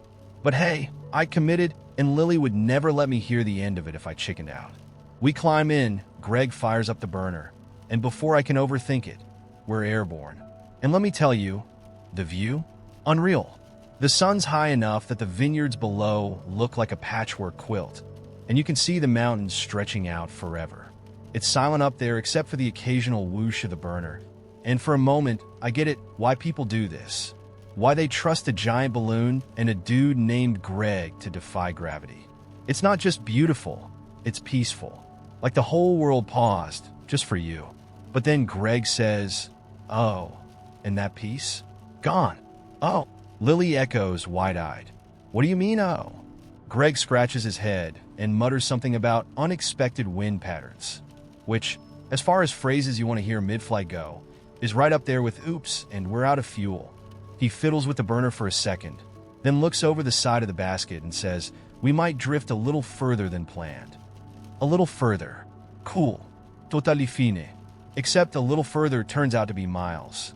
We're supposed to land in some designated field near the wineries, but the wind has other ideas, and now we're floating over what looks like someone's backyard. Lily's loving it. Of course, she's leaning over the edge, waving at random people below like, "Hey, we come in peace." Meanwhile, I'm holding onto the basket like it's my last lifeline, whispering, "Greg, please tell me you've got this." Greg does not, in fact, got this. We end up landing. Crash landing, if I'm being honest, in the middle of a llama farm. Yes, a llama farm. 1 second. I'm bracing for impact. And the next, I'm face to face with the most judgmental llama I've ever seen. He's just standing there, chewing grass like, "Really? You chose my field for this nonsense." Greg is frantically apologizing to the farmer, who, bless his soul, is surprisingly chill about the whole thing. "Happens more than you'd think," he says, which raises a lot of questions I don't have time to ask. Meanwhile, Lily's doubled over laughing, and I'm too busy trying to shoo away a curious baby llama that keeps sniffing my shoes. And then, because of course this day isn't chaotic enough, the farmer invites us to stay for lunch. "My wife's making tamales," he says, as if this is the most normal offer in the world after a rogue hot air balloon interrupts your morning chores. Greg's too busy dealing with the balloon to join, but Lily and I, we're not saying no to tamales. So we follow the farmer back to his house, where his wife greets us like old friends and piles our plates with the best homemade food I've ever had in my life. By the time we leave, it feels like we've been adopted into their family. The wife hugs us both, saying, "Come back anytime, even if you don't crash first." And the farmer waves us off, promising to email Greg the coordinates of the field so he can retrieve his balloon. Looking back, the whole day feels like a fever dream. 1 minute, I'm on my couch, ready to dive into turtle data, and the next, I'm eating tamales on a llama farm because of some rogue wind. Life's weird, man, but also kind of amazing. So now I'm curious. Have you ever had a completely unplanned adventure that turned out way better than anything you could have planned? When I opened my eyes this morning, the sun was already streaming through the blinds in lazy golden bars, and for a moment, everything felt normal. Then I heard it, a soft hum, melodic and curious, like a choir warming up before a song. I sat up, rubbed my eyes, and realized the sound was coming from the room. Scratch that, from everything in the room. "Good morning, sleepyhead," said my favorite fleece blanket in a voice so warm it felt like a hug. Do you ever think about folding me properly? Or am I doomed to be bunched up like a forgotten sock? I blinked, unsure if I'd finally cracked under the stress of too many late-night campfire stories. But the blanket wasn't done. And before you ask, no, I don't want to be thrown into the wash today. I still smell like pine trees and adventure. Adventure? Smelling things? Okay, this was new. When I swung my legs off the bed, my floorboards let out a theatrical groan. Oh sure, stomp on us? We love that. It's not like we've been supporting you for decades or anything. My hiking boots chimed in from the corner, their voices rough and gravelly. Guess who's not going anywhere today? Us. Unless you've got plans to hike. Do you? Do you? We're bored stiff over here. I sat there for a good 5 minutes, trying to figure out if this was some elaborate prank or if I'd fallen into some alternate reality. It wasn't until I made my way to the bathroom that I gave up trying to make sense of it. The mirror sighed when I leaned in to inspect my morning bedhead. You again. Another day, another beard trim you'll probably mess up. Oh, come on, I muttered. See? Already talking back, it replied. By the time I got to the kitchen, the whole house had woken up. The fridge greeted me in a tone of cool disapproval. Do you think I enjoy being opened every 5 minutes while you decide if you're hungry? Newsflash. There's no secret snack that magically appears after the third peak. My coffee machine wheezed indignantly as I pressed the brew button. Oh sure, another pot. Do I get a break? No. Just grind, drip, repeat. I hope you at least appreciate me, you caffeine-dependent barbarian. I couldn't help but laugh. It was like being the reluctant star of the world's most surreal sitcom. Moose, my dog, was sitting by the door, clearly unfazed by the commotion. He's awake, Moose announced to no one in particular. Guess I'll just stare at him until he remembers breakfast exists. Now, if you've never been roasted by a dog, let me tell you, it's humbling. By mid-morning, I learned a few things about my household. 1. Every object had a personality, and not all of them were friendly. 2. My blender was a gossip. You hear what the fortress sang about the knives last night? Drama. And 3. My mismatched socks were apparently in a cold war with each other. The left one sneered. I'm the sturdy one. You always grab me first. Please snap the right sock. You're threadbare and pathetic. I'm the reason we've survived so many trails. Things got even stranger when I stepped outside. My old Subaru gave me a long, wheezy groan as I turned the key in the ignition. You really think I have another 10,000 miles in me? You've been ignoring that weird noise in my suspension for months. Maybe listen to me for once, huh? The windshield wipers waved mockingly. Oh look, he remembered to clean the windows last week. Gold star for you, buddy. Even the road had a voice. As I drove up to the mountains, the gravel crunched under the tires in a rhythm that sounded suspiciously like laughter. What's so funny? I asked aloud. You take the same route every time, whispered the wind through the open window. No sense of adventure anymore, huh? That stung a little. But the trees weren't any kinder when I hit the trailhead.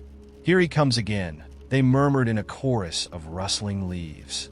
Watch out, he'll probably take selfies with us and call it communing with nature. I tried to ignore them as I started hiking, but my backpack wasn't helping. Ugh, you didn't even pack me right, it griped. The water bottle is poking me in the spine, And why is your rain jacket just crumpled in there? Do I look like a garbage bag to you? Even the squirrels got in on the act, chittering, "Hey, nice cargo shorts, Grandpa." Still, somewhere around mile 2, I realized I wasn't annoyed anymore. If anything, I felt lighter, like the world had peeled back a layer of seriousness and invited me to play along. The rocks underfoot grumbled about being stepped on. The birds made snarky comments about my trail mix choices, and the breeze teased me by stealing my hat. But instead of feeling like I was being picked on, it was more like hanging out with an old group of friends who knew exactly how to push my buttons in the best way.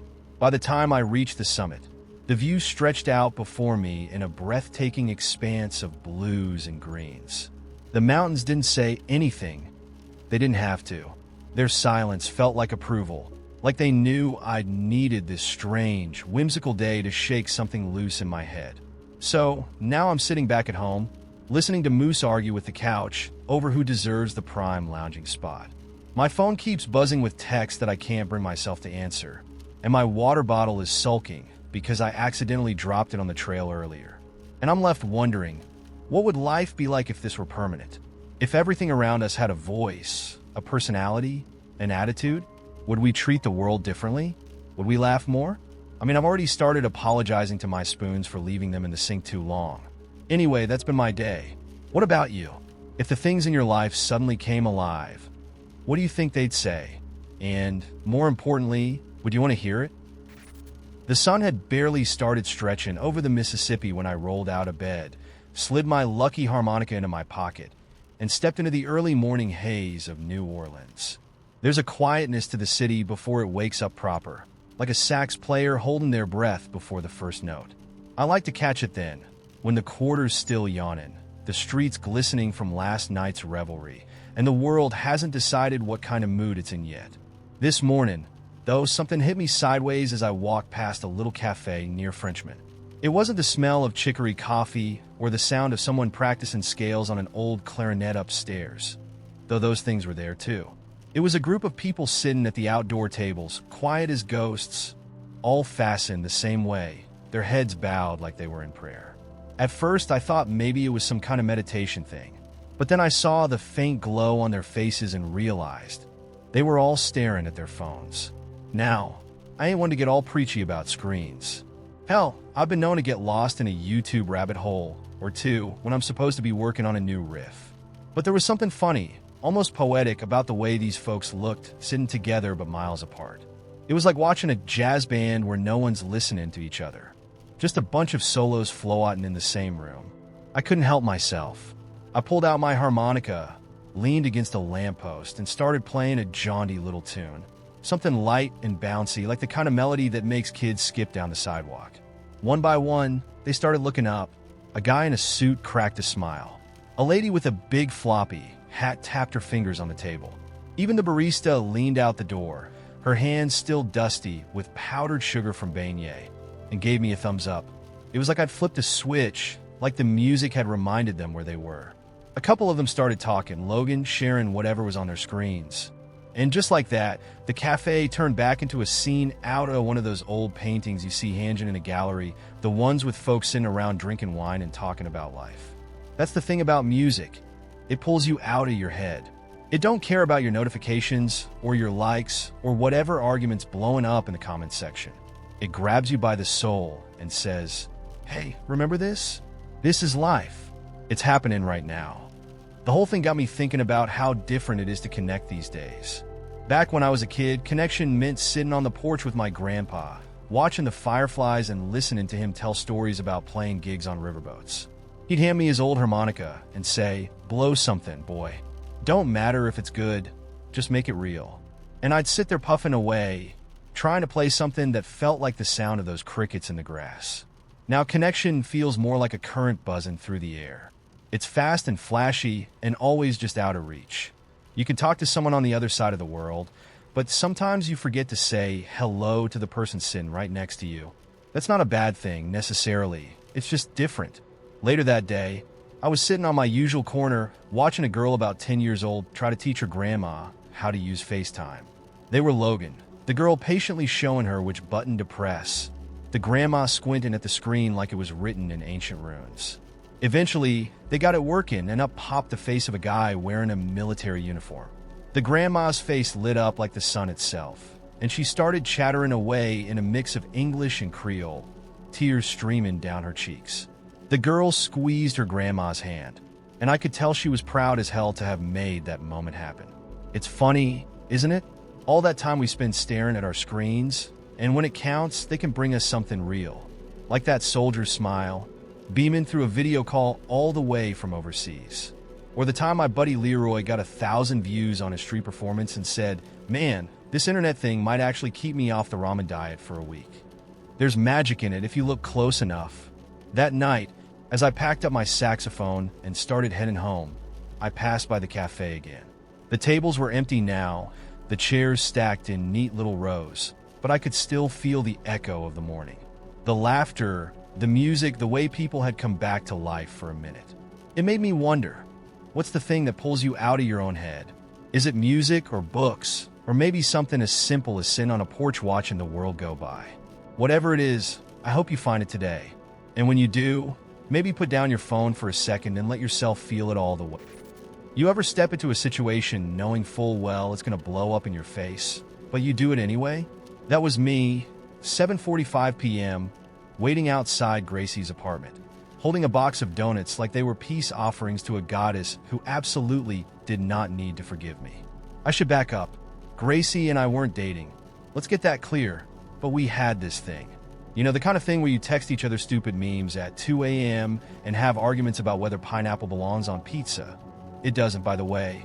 We were in the sweet spot where it could have gone somewhere or stayed safely in just friends territory. Until I messed it up. It started at some dive bar with bad lighting and worse music. I was there with my buddy Alex, who thinks he's the next great wingman despite being about as smooth as a porcupine. Gracie was out with her friends, and when I spotted her across the room, I felt that weird stomach flip that's equal parts excitement and impending doom. Alex nudged me. "You've got to go talk to her." I hesitated. I was fine texting her about pizza toppings, but talking face-to-face in a bar with other people around? My brain screamed nope. "I don't want to make it weird," I said.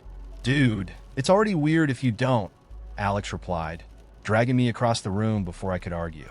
Gracie smiled when she saw me, and for a second, I thought, hey, maybe this won't be a disaster.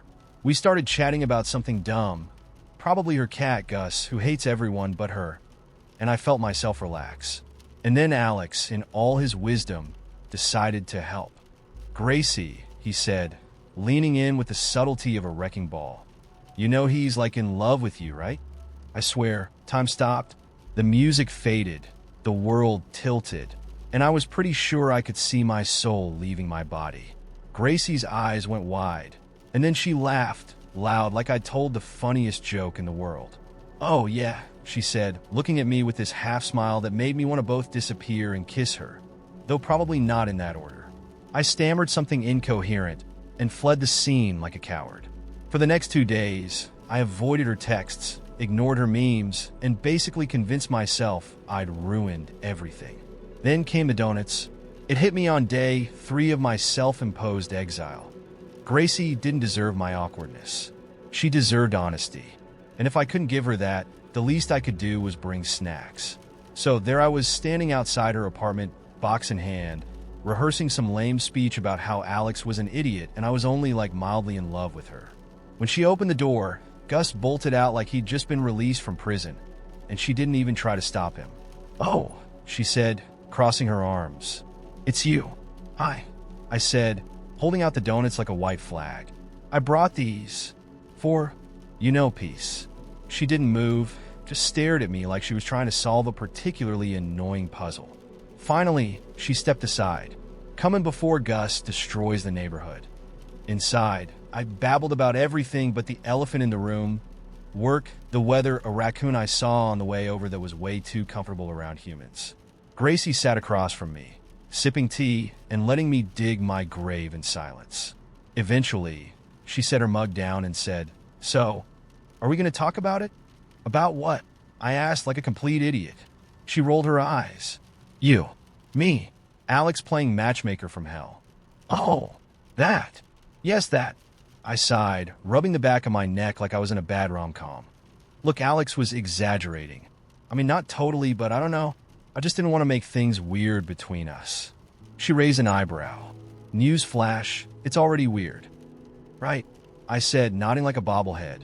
So, I figured I'd own it. I like you, okay?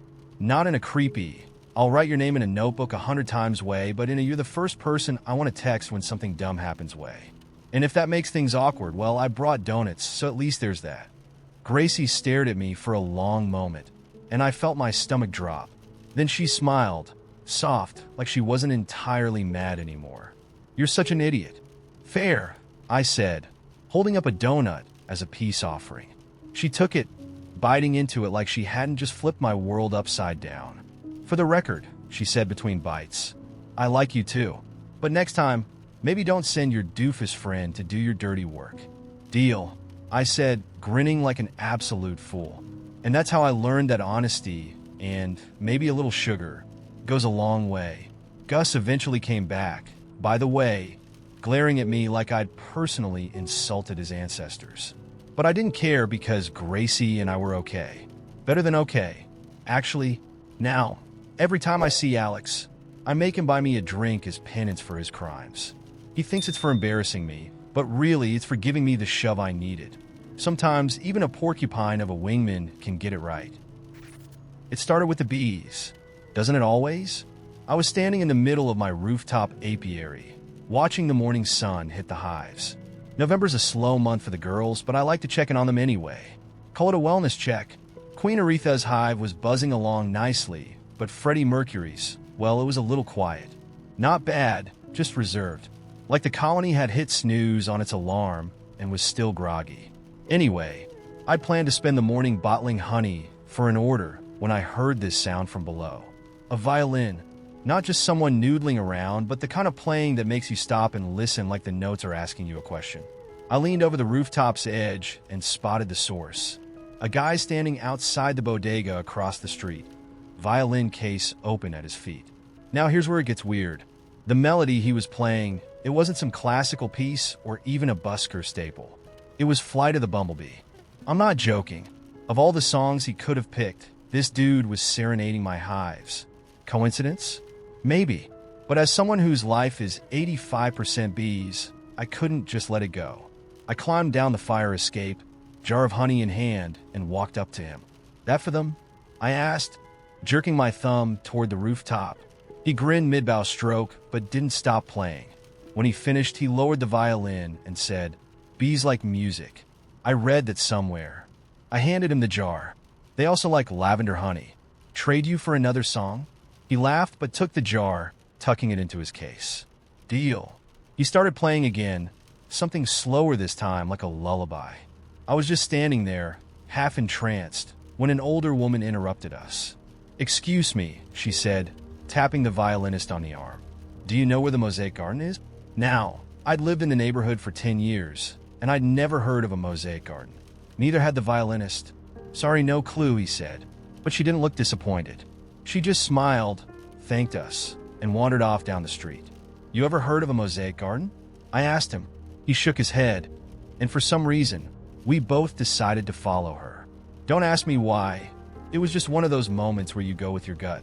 We trailed her for 3 blocks through alleys and side streets I'd never noticed before, until she stopped in front of this iron gate covered in ivy. She pushed it open, and I swear it was like stepping into another world. The place was small, just a courtyard, really, but every surface was covered in mosaics. The walls, the benches, even the flower pots were shimmering with bits of broken glass and tile. The colors were so bright, they practically glowed, even in the weak November light. And in the middle of it all was a giant mosaic beehive, the kind you'd see in a fairy tale.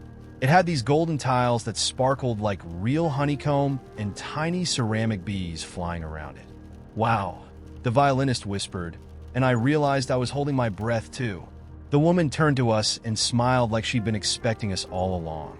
It's not on any map, she said, as if that explained everything. You have to find it. Before we could say anything, she walked over to the mosaic hive, reached into the open top, and pulled out a small paper envelope. She handed it to me. For the bees, she said. I opened it. Inside were wildflower seeds. I must have looked confused because she added, they'll need them come spring. Then she gave us a little wave and disappeared through another gate on the far side of the courtyard. Just like that, she was gone. The violinist and I looked at each other, then back at the hive, then around the garden like maybe there was a hidden camera somewhere. There wasn't. I feel like we just stepped into a storybook, he said. Yeah, I agreed, still holding the envelope. One of the weird ones.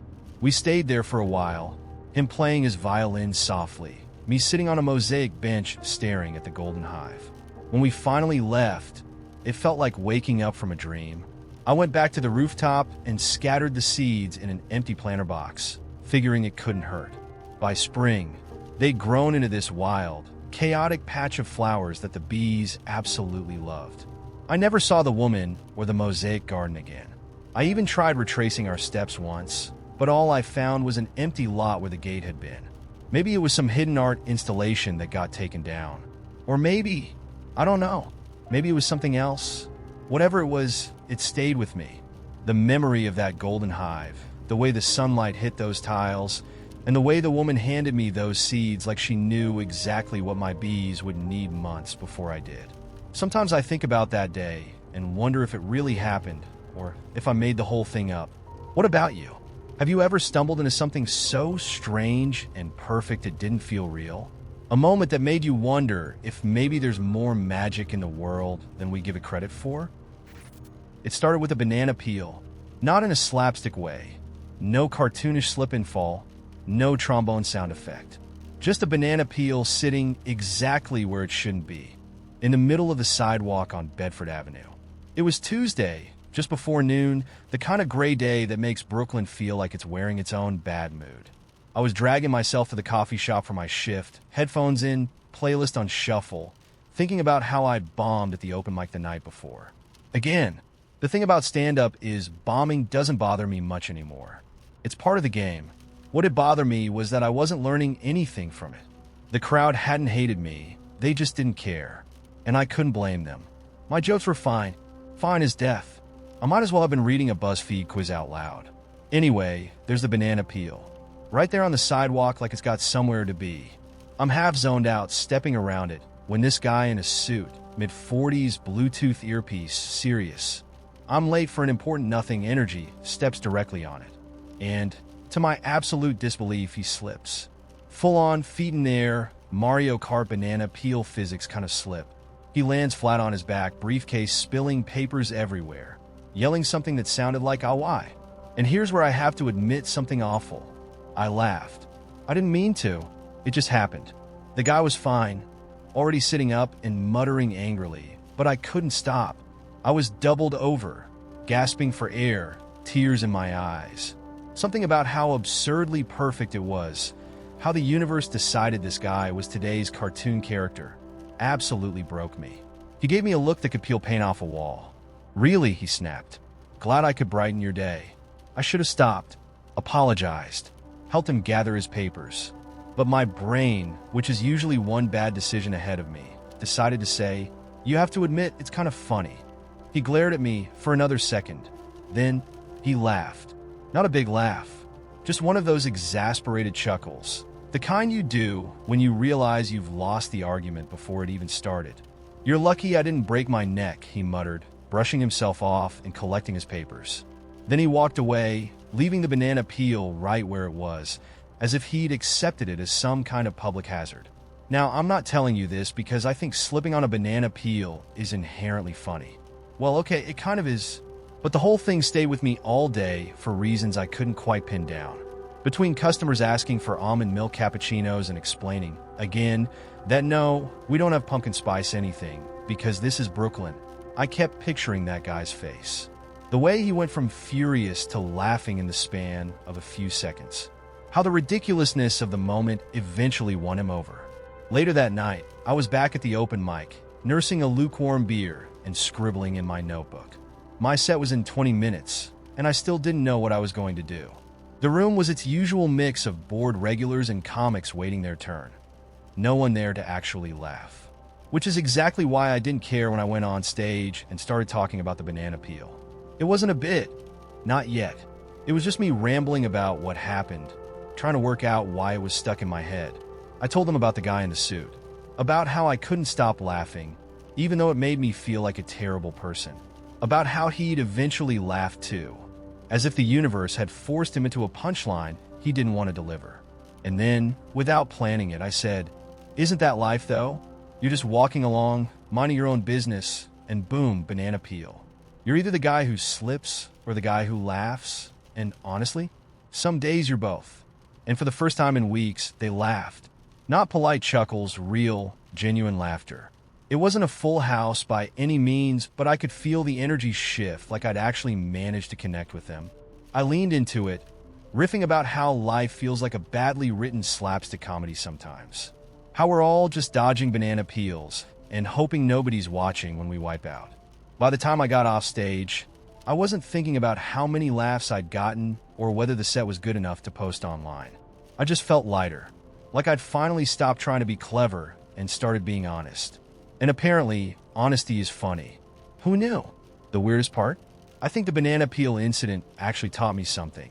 Not in a cheesy, everything happens for a reason way, more like sometimes the dumbest moments carry the biggest truths.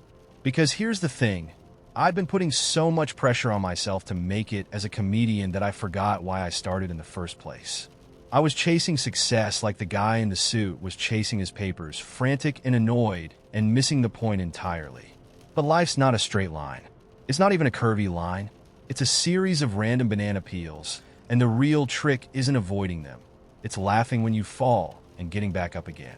Or, if you're lucky, it's laughing at someone else falling and realizing that maybe, just maybe, you're both in on the joke. I haven't been able to pass that spot on Bedford without smiling since. The banana peel's long gone, but the memory lingers, like a reminder from the universe to lighten up. And yeah, I still bomb at open mics sometimes, but I also kill sometimes. And in between, I'm just trying to enjoy the ride, slips and all. You ever have one of those moments where something so stupidly simple suddenly feels profound? Like the universe is giving you a nudge, but it's doing it with a banana peel? Alright, let me tell you about the time I got absolutely blindsided by a guy I thought was, without question, the most annoying human being on the planet. Spoiler alert, he's my best friend now, but back then, I would have bet my entire Steam library that we'd never be in the same room voluntarily. This was back when I was 26 and working my first real game dev job, or as I like to call it, the great indie studio scam of 2019. It was this tiny startup that specialized in mobile games. Think Match 3 knockoffs and endless runners with animal mascots. Not exactly groundbreaking stuff, but hey, I was coding for a living, so I wasn't about to complain. Enter Grant. He showed up on a Monday like a walking LinkedIn post, with his aggressively gelled hair, crisp button-up shirt, in a mobile game studio, mind you, and this endless supply of corporate buzzwords. First thing he said to me wasn't even a hello. It was, "What are your KPIs for this sprint?" I actually looked around, thinking maybe he was talking to someone else, because who the hell asked that before learning a person's name? Nope. He was dead serious, clipboard in hand like some sort of pixelated NPC whose only dialogue option is optimize workflows. Now, I'm not what you'd call a confrontational guy. My usual strategy is to avoid drama by hiding behind my monitor and letting my plants absorb all the bad vibes. But something about Grant made my introvert brain want to revolt. He wasn't just a micromanager. He was a hype micromanager. Like, every time he interrupted you to check progress, he'd end it with this awful fist pump and a "let's crush this." It was like being managed by a motivational poster. The worst part? He knew nothing about games. Zero. Nada. He came from some marketing background and had only joined the team because his cousin owned the studio. He once asked me why our game didn't have more synergy and then suggested adding loot boxes. I wanted to climb into the nearest potted plant and live there forever. Anyway, fast forward a few months. I'm already half looking for other jobs because Grant is just sucking the joy out of everything. And then comes the day that changed, well, everything. It was a Friday afternoon, and we were supposed to have this big presentation for a potential publisher. Naturally, the studio owner bailed last minute. He had an important golf game. So guess who got roped into presenting the pitch? Me, the human personification of a loading screen. I was spiraling, Public speaking is like my second biggest fear, right behind accidentally deleting a year of work with one bad line of code. So I'm sitting in the break room, borderline hyperventilating, when Grant walks in. I'm expecting him to give me some rah, go get him, champ nonsense, but instead he just sits down and goes, "You okay, man?" I'm not proud of this, but I kind of snapped. I was like, "No, I'm not okay. I'm about to bomb this thing, and you're probably going to mark it on your clipboard of doom." And you know what he did? He laughed. Like, really laughed. Then he said, "Dude, I don't even know what I'm doing half the time. The clipboard's just for show." I blinked at him, completely thrown off. "What do you mean for show?" And he goes, "Look, I got thrown into this job because of family stuff. I don't know games. I don't even really like games. But you love this stuff. So just talk about what you love and they'll get it." For the first time, I saw him as an actual person and not just a productivity robot. He wasn't trying to micromanage because he thought he was smarter than me. He was just terrified of looking stupid in front of his cousin's investors and overcompensating with all the corporate nonsense. The pitch? It went surprisingly well. Grant even jumped in with a few jokes to lighten the mood, which weirdly landed. Afterward, we grabbed drinks to celebrate, and I found out we actually had a ton in common, well, outside of work anyway. He's super into hiking, which I am not, but we bonded over our shared love of terrible action movies and 90s sitcoms. By the end of the night, I was like, how did I ever think this guy was the worst? These days, Grant's my go-to for everything, from brainstorming wacky game mechanics to playing couch co-op. He's even roped me into a few hikes, which I immediately regretted, but whatever, friendship. And that clipboard? It still makes an appearance every now and then, usually when he's joking about synergizing the snack table at game nights. So yeah, I was dead wrong about him. I thought he was an annoying, clueless suit, but he turned out to be one of the most loyal, funny, and genuinely supportive people I've ever met. Sometimes, the people who seem the most insufferable at first are just bad at showing you who they really are. Have you ever completely misjudged someone like...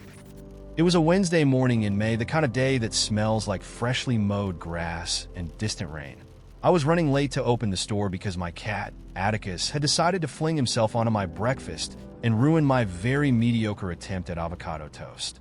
I spent 15 minutes trying to scrape guacamole off his fur and muttering, "You're lucky you're cute," which is basically my mantra when it comes to Atticus. Anyway, I showed up at the dog-eared page looking like I just fought an avocado tree and lost. The minute I flipped the sign to open, in walked Marla. Marla is what I affectionately call a frequent flyer. She comes in about twice a week, mostly to browse, occasionally to rant about how nobody writes like Steinbeck anymore, her words, not mine. She's in her 60s, always smells faintly of lavender and cigars, and has this uncanny knack for knowing exactly when I'm too frazzled to deal with human interaction. Naturally, she decided today was one of those days. "So," she said, leaning against the counter with a level of intensity usually reserved for FBI interrogations, "I've got a question for you."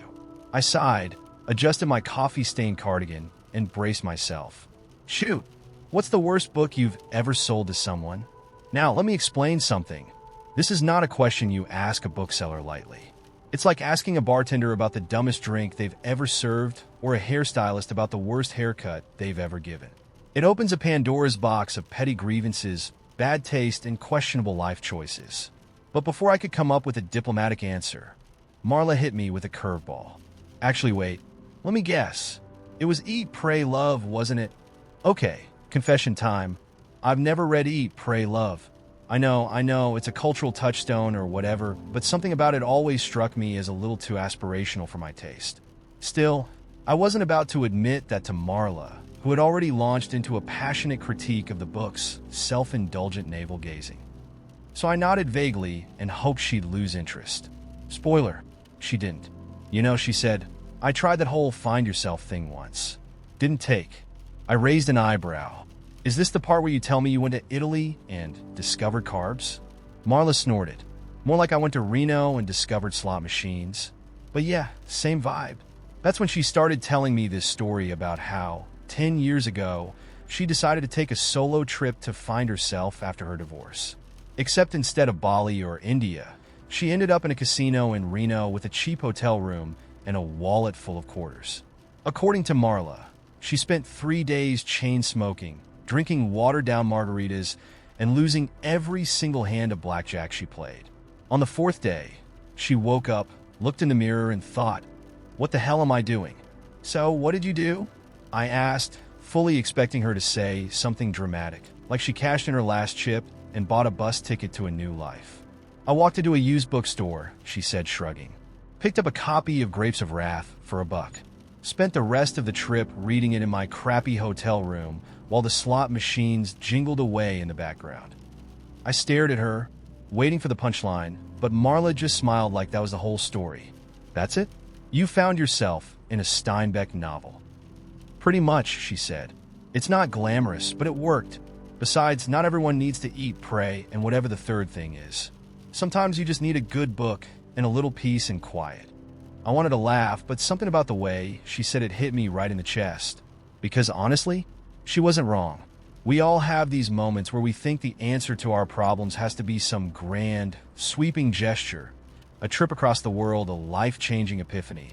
But maybe it's simpler than that. Maybe it's just finding the right book at the right time, even if you're in a dingy motel in Reno. That afternoon, after Marla left, I couldn't stop thinking about her story. It stuck with me in a way I didn't expect, probably because I've had my fair share of "what the hell am I doing?" moments too.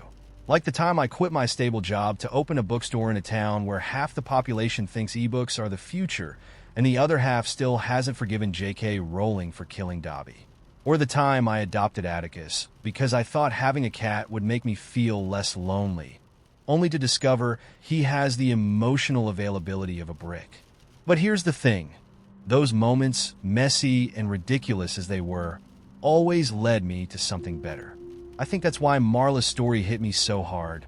It reminded me that life doesn't have to be perfect or poetic to be meaningful. Sometimes, it's enough just to keep turning the page. So yeah, that's my Marla story. I guess the lesson is that finding yourself isn't about where you go or what you do. It's about the little things that ground you when you feel lost. Like a good book, or a crappy hotel room, or even an avocado-covered cat who thinks he owns the world. What about you? Have you ever had one of those "what the hell am I doing?" moments that ended up teaching you something important? I'd love to hear your stories. Bonus points if they involve slot machines or Steinbeck. I'm in the middle of a Walmart parking lot at 2 in the afternoon, holding a half-eaten corn dog in one hand and a deflated kiddie pool in the other. I'll explain how I got there in a second, but let me tell you, I looked ridiculous. Sweat dripping down my neck, my lucky hat tilted halfway off my head, and my truck keys dangling from my mouth like I'd forgotten what hands were for. The funny thing? None of that was the strangest part of my day. Not even close. It started with a call from my neighbor, Linda. Linda's one of those people who somehow knows everything happening in town before it happens. She called me up that morning and said, "Cheryl, honey, they've got the big pools on clearance at Walmart. You better hurry before the Smith boys buy them all to use as mud pits again." I hadn't even finished my coffee, but I knew I'd regret not checking. You see, I've got a soft spot for a bargain and a half-baked plan, and I've been thinking about setting up a little pool for my nieces when they visit next month. Now, this wasn't my first rodeo with Walmart clearance. I know the chaos. I once saw a woman wrestle a middle-aged man for a $5 slow cooker, and neither of them came out of it looking proud. But when I got there, I was pleasantly surprised to find the kiddie pools stacked neatly, no chaos in sight. I grabbed the biggest one left, bright neon yellow with cartoon fish on the side, and started making my way to the checkout. That's when I passed the food court and smelled the corn dogs. Now, I don't know if it's the trucker in me, or just a deep love for fried things on sticks, but I can't resist a corn dog when the moment's right. So there I was balancing this giant plastic pool under one arm, munching on a corn dog, and feeling pretty pleased with myself. It was shaping up to be an easy, uneventful day. I should have known better. As I'm walking to my truck, I noticed this little girl, maybe 6 or 7, standing by herself next to an old beat-up station wagon. She's holding a stuffed bunny that looks like it's been through a war, and her face is scrunched up like she's about to cry. I'm not one to meddle, but something about the situation felt off. So I asked her, "Hey there, you okay, sugar?" She looks at me, sniffles, and says, "My daddy forgot me." Now let me tell you, those 4 words hit me like a sack of bricks. Turns out, Her dad had driven off after loading up groceries, thinking she was already in the car. I asked if she knew his phone number, and bless her heart, she rattled it off without missing a beat. I called him up, and he was back in 5 minutes, looking pale as a ghost and muttering apologies to both me and his kid. The girl climbed into the car, happy as could be, and they drove off. Crisis averted. I should have felt good about helping, but as I stood there in the parking lot, looking at that empty spot where they'd been, a weird kind of sadness crept in. It wasn't just about the girl. It was about how easy it is to forget things, even the important ones. Not because you mean to, but because life gets busy, loud, distracting. I thought about my own life, all the little things I let slip through the cracks. Like that stack of postcards I've been meaning to send to friends, or the stray dog I saw last week and didn't stop to check on because I was running late. Or the way I haven't called my sister in over a month, even though I know she'd love to hear from me. None of it intentional, but all of it adding up in a way that suddenly felt heavier than usual.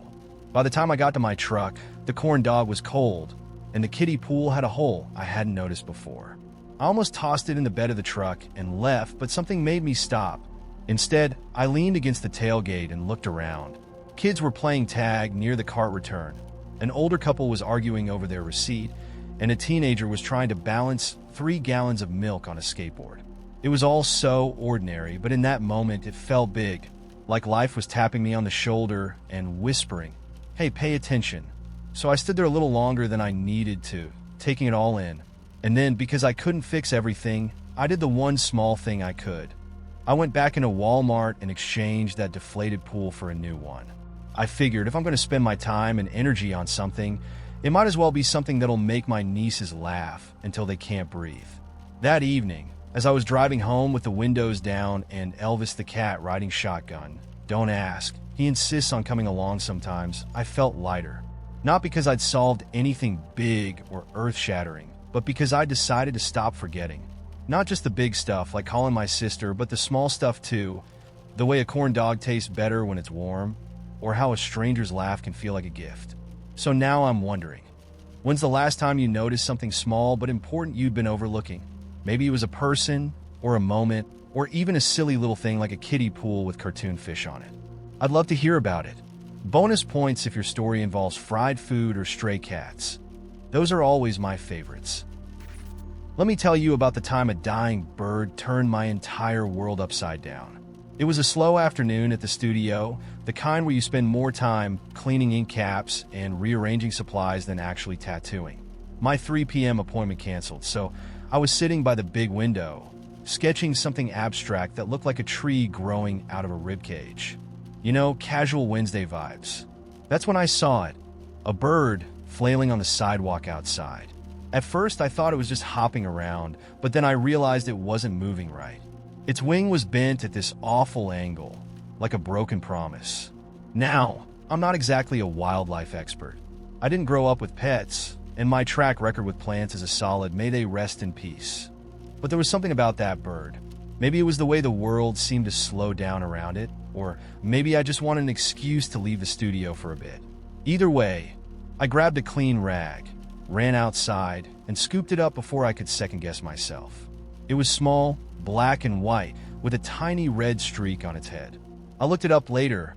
It was a downy woodpecker. But in that moment, it was just a fragile little life trembling in my hands. Here's the thing about Austin. People are weird, but they're weird in a you-do-you way. So nobody batted an eye when I wandered down the street, cradling an injured bird, muttering, "It's okay, buddy. We'll figure this out." I ended up at this tiny vet clinic I'd passed a million times but never noticed properly. The kind of place where the sign out front says "Small Animals Welcome" in faded letters. Inside, it smelled like cedar and iodine. A tall, thin guy with round glasses was sitting behind the counter, looking like he'd stepped out of a 70s indie movie. He raised an eyebrow at me and the bird. "I'm guessing you don't have an appointment," he said. I explained the situation, and he sighed but waved me over. His name was Owen, and he had the kind of calm, steady energy that makes you think he'd be great in a crisis. He gently took the bird from me, examined it, and said, "Wings broken. We can splint it, but it'll need rest and care." "Cool," I said, trying to sound chill even though I had no idea what rest and care meant for a bird. Then came the curveball. Do you want to take it home, or should we send it to a wildlife rehab? And here's where I made the first in a series of questionable decisions. I'll take it, I blurted, because apparently I thought I was qualified to nurse a tiny woodpecker back to health. Owen gave me instructions: what to feed it, mealworms, gross but manageable, how to clean the splint, how to keep it calm. He even lent me a small cage, and as he handed it over, he said, birds heal fast if you let them. They just need a safe place and time. Something about the way he said it stuck with me. I took the bird, whom I'd mentally named Crash, back to my apartment, which was not, by any definition, bird-proof. My studio is full of random trinkets, sharp objects, and one particularly unsteady shelf that I've been meaning to fix for 3 years. But Crash didn't seem to mind. He settled into the cage like he belonged there. And for the next few days, my life revolved around this tiny, fragile creature. Feeding him was a mess. Mealworms are disgusting, and Crash had this way of cocking his head like he was judging me. Cleaning the splint was even harder. I talked to him while I worked, saying things like, "You better appreciate this, buddy, because I'm sacrificing my dignity for you." By day 3, I'd started to notice things about Crash. How his feathers shimmered in the sunlight. How he tilted his head to listen when I played music. I found myself sketching him in my notebook, over and over. Each drawing was a little different, like I was trying to capture something I couldn't quite put into words. Then one night something shifted. I was sitting by the window, working on a tattoo design, when Crash let out this sharp, chirping sound. I looked over and saw him hopping in his cage, flapping his good wing. It wasn't frantic, it was determined, like he was testing the air. "You're not ready," I told him, but he just stared at me with those beady little eyes that somehow carried the weight of the universe. The next morning, I called Owen. "How do you know when it's time to let a bird go?" I asked. He paused and said, "They'll tell you. You just have to trust them." So, that afternoon, I took Crash back to where I'd found him. The sidewalk was quiet, the trees swaying in the breeze. I opened the cage, and for a moment, he hesitated. Then, with a flutter of wings and a burst of courage, he took off. His flight was wobbly, but it was flight. I stood there for a long time, watching until he disappeared into the trees. When I got back to the studio, something felt different. I sat down on my sketchbook, flipped to a fresh page, and started drawing. Not just Crash, but the feeling he'd left behind. The fragile, wild beauty of letting go. The piece that came out of me that night ended up becoming one of my most requested designs. A bird breaking free from a cage, its wings trailing stars. Sometimes I think about Crash and wonder where he is if he made it. But then I remember what Owen said about healing, how it just takes a safe place and time. Have you ever had a moment where something small and unexpected changed everything? Because now I can't stop looking for the tiny miracles hiding in plain sight. It's strange how some nights stick in your mind like splinters. It wasn't a special night. Nothing worth carving into a diary if I still did that kind of thing. I was sitting on the fire escape outside my apartment, balancing a cheap beer on the edge of the railing while the summer air buzzed with heat and far-off sirens. My neighbor Marco was out there, too, one floor below, fiddling with his busted guitar. He played like it owed him money, all twangs and missed chords, but I didn't mind. There was something honest about it. "You're just going to sit there all night?" Marco called up to me, his voice cutting through the haze. "Maybe," I said. "What else is there to do?" He snorted, strumming something that might have been a song if you squinted hard enough. Man, that's the saddest thing I've ever heard. He wasn't wrong. Life had settled into this weird, static limbo ever since I left my old job. I wasn't unemployed, exactly. I was in transition, which is just a fancy way of saying I spent my days avoiding LinkedIn and my nights replaying every bad decision I'd ever made. I kept waiting for something to snap me out of it, but the days rolled by like a slow-motion train wreck. Marco started plucking the opening notes of a Bob Dylan tune, his fingers stumbling over the strings. I watched the lights of the city blink on and off in the distance, a patchwork of stories I'd never know. Somewhere a dog barked, somewhere else, laughter spilled out of an open window. "Hey," Marco said suddenly, setting his guitar down with a clatter. "You ever been to Nico's? The pizza place?" I asked, leaning forward to peer at him. "What about it?" Best slice in the city, he said, standing up and brushing his hands on his jeans. Come on, I am starving. I hesitated. It was nearly midnight, and the idea of putting on real shoes felt like an Everest-level challenge. But Marco was already halfway down the fire escape, his grin like a dare. Your treat, I called after him, climbing back into my apartment to grab my wallet. Nico's was one of those joints that felt like it had been there forever. The kind of place where the tiles were scuffed, the menus were sticky, and the guy behind the counter looked like he hadn't smiled since the Clinton administration. The smell of garlic and hot cheese hit me the second we walked in, a warm, greasy hug. Marco ordered 2 slices and a Coke, sliding into the booth closest to the window. I followed, feeling oddly out of place like a tourist in my own neighborhood. So, what's your deal anyway? Marco asked between bites, his mouth half full of pepperoni. You always this mopey? Or is it a seasonal thing? I shot him a look. I'm not mopey. Bro, you're like a sad poem in human form. I wanted to argue, but he wasn't wrong. I'd spent so much time stewing in my own head lately, I probably did look like a walking Eeyore. Just in a rut, I said finally, picking at the edge of my crust. It happens. Marcos tra. Ruts are for tires, man. You gotta find a way out. I rolled my eyes at his fortune cookie wisdom, but his words stuck with me. It wasn't like I didn't know I needed to change, I just didn't know how. The world felt so big and heavy, and I felt so small.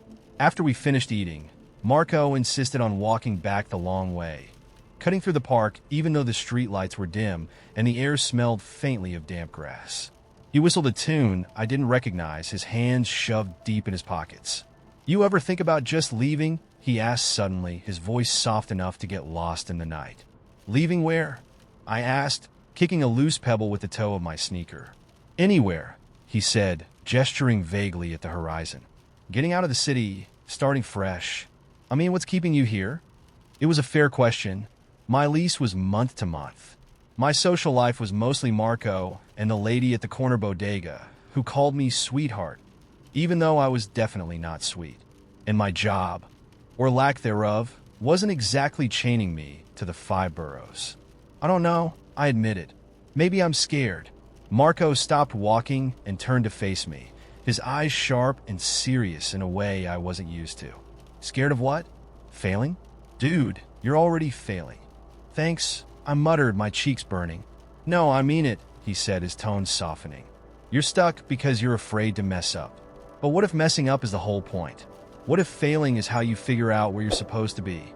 I didn't have an answer for that, so I didn't say anything. We walked the rest of the way in silence, the city sprawling around us like a living thing.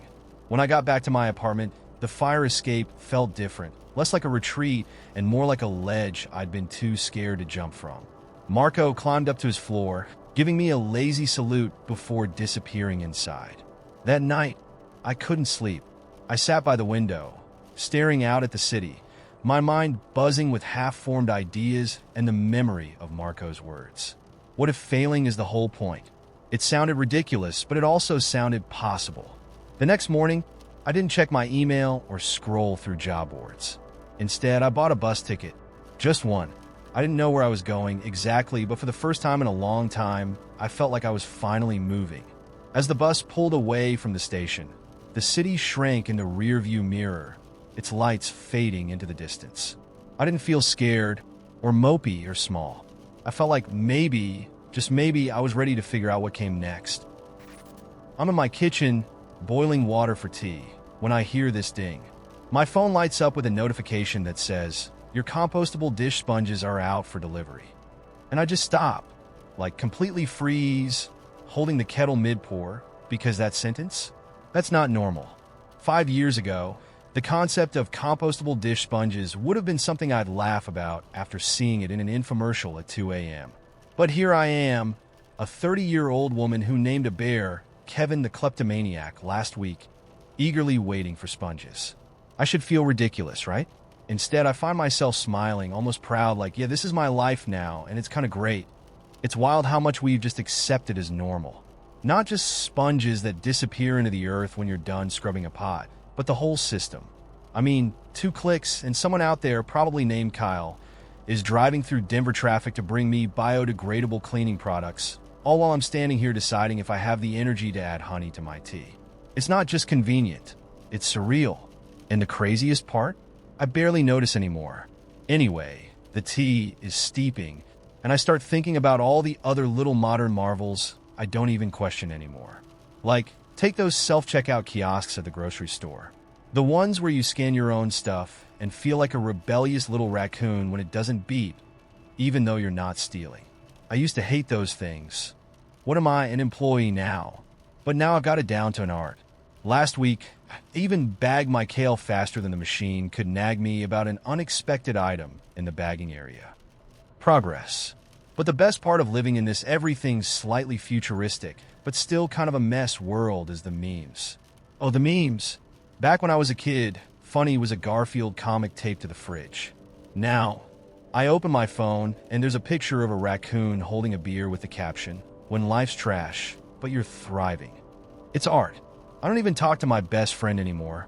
We just trade these masterpieces like Pokemon cards.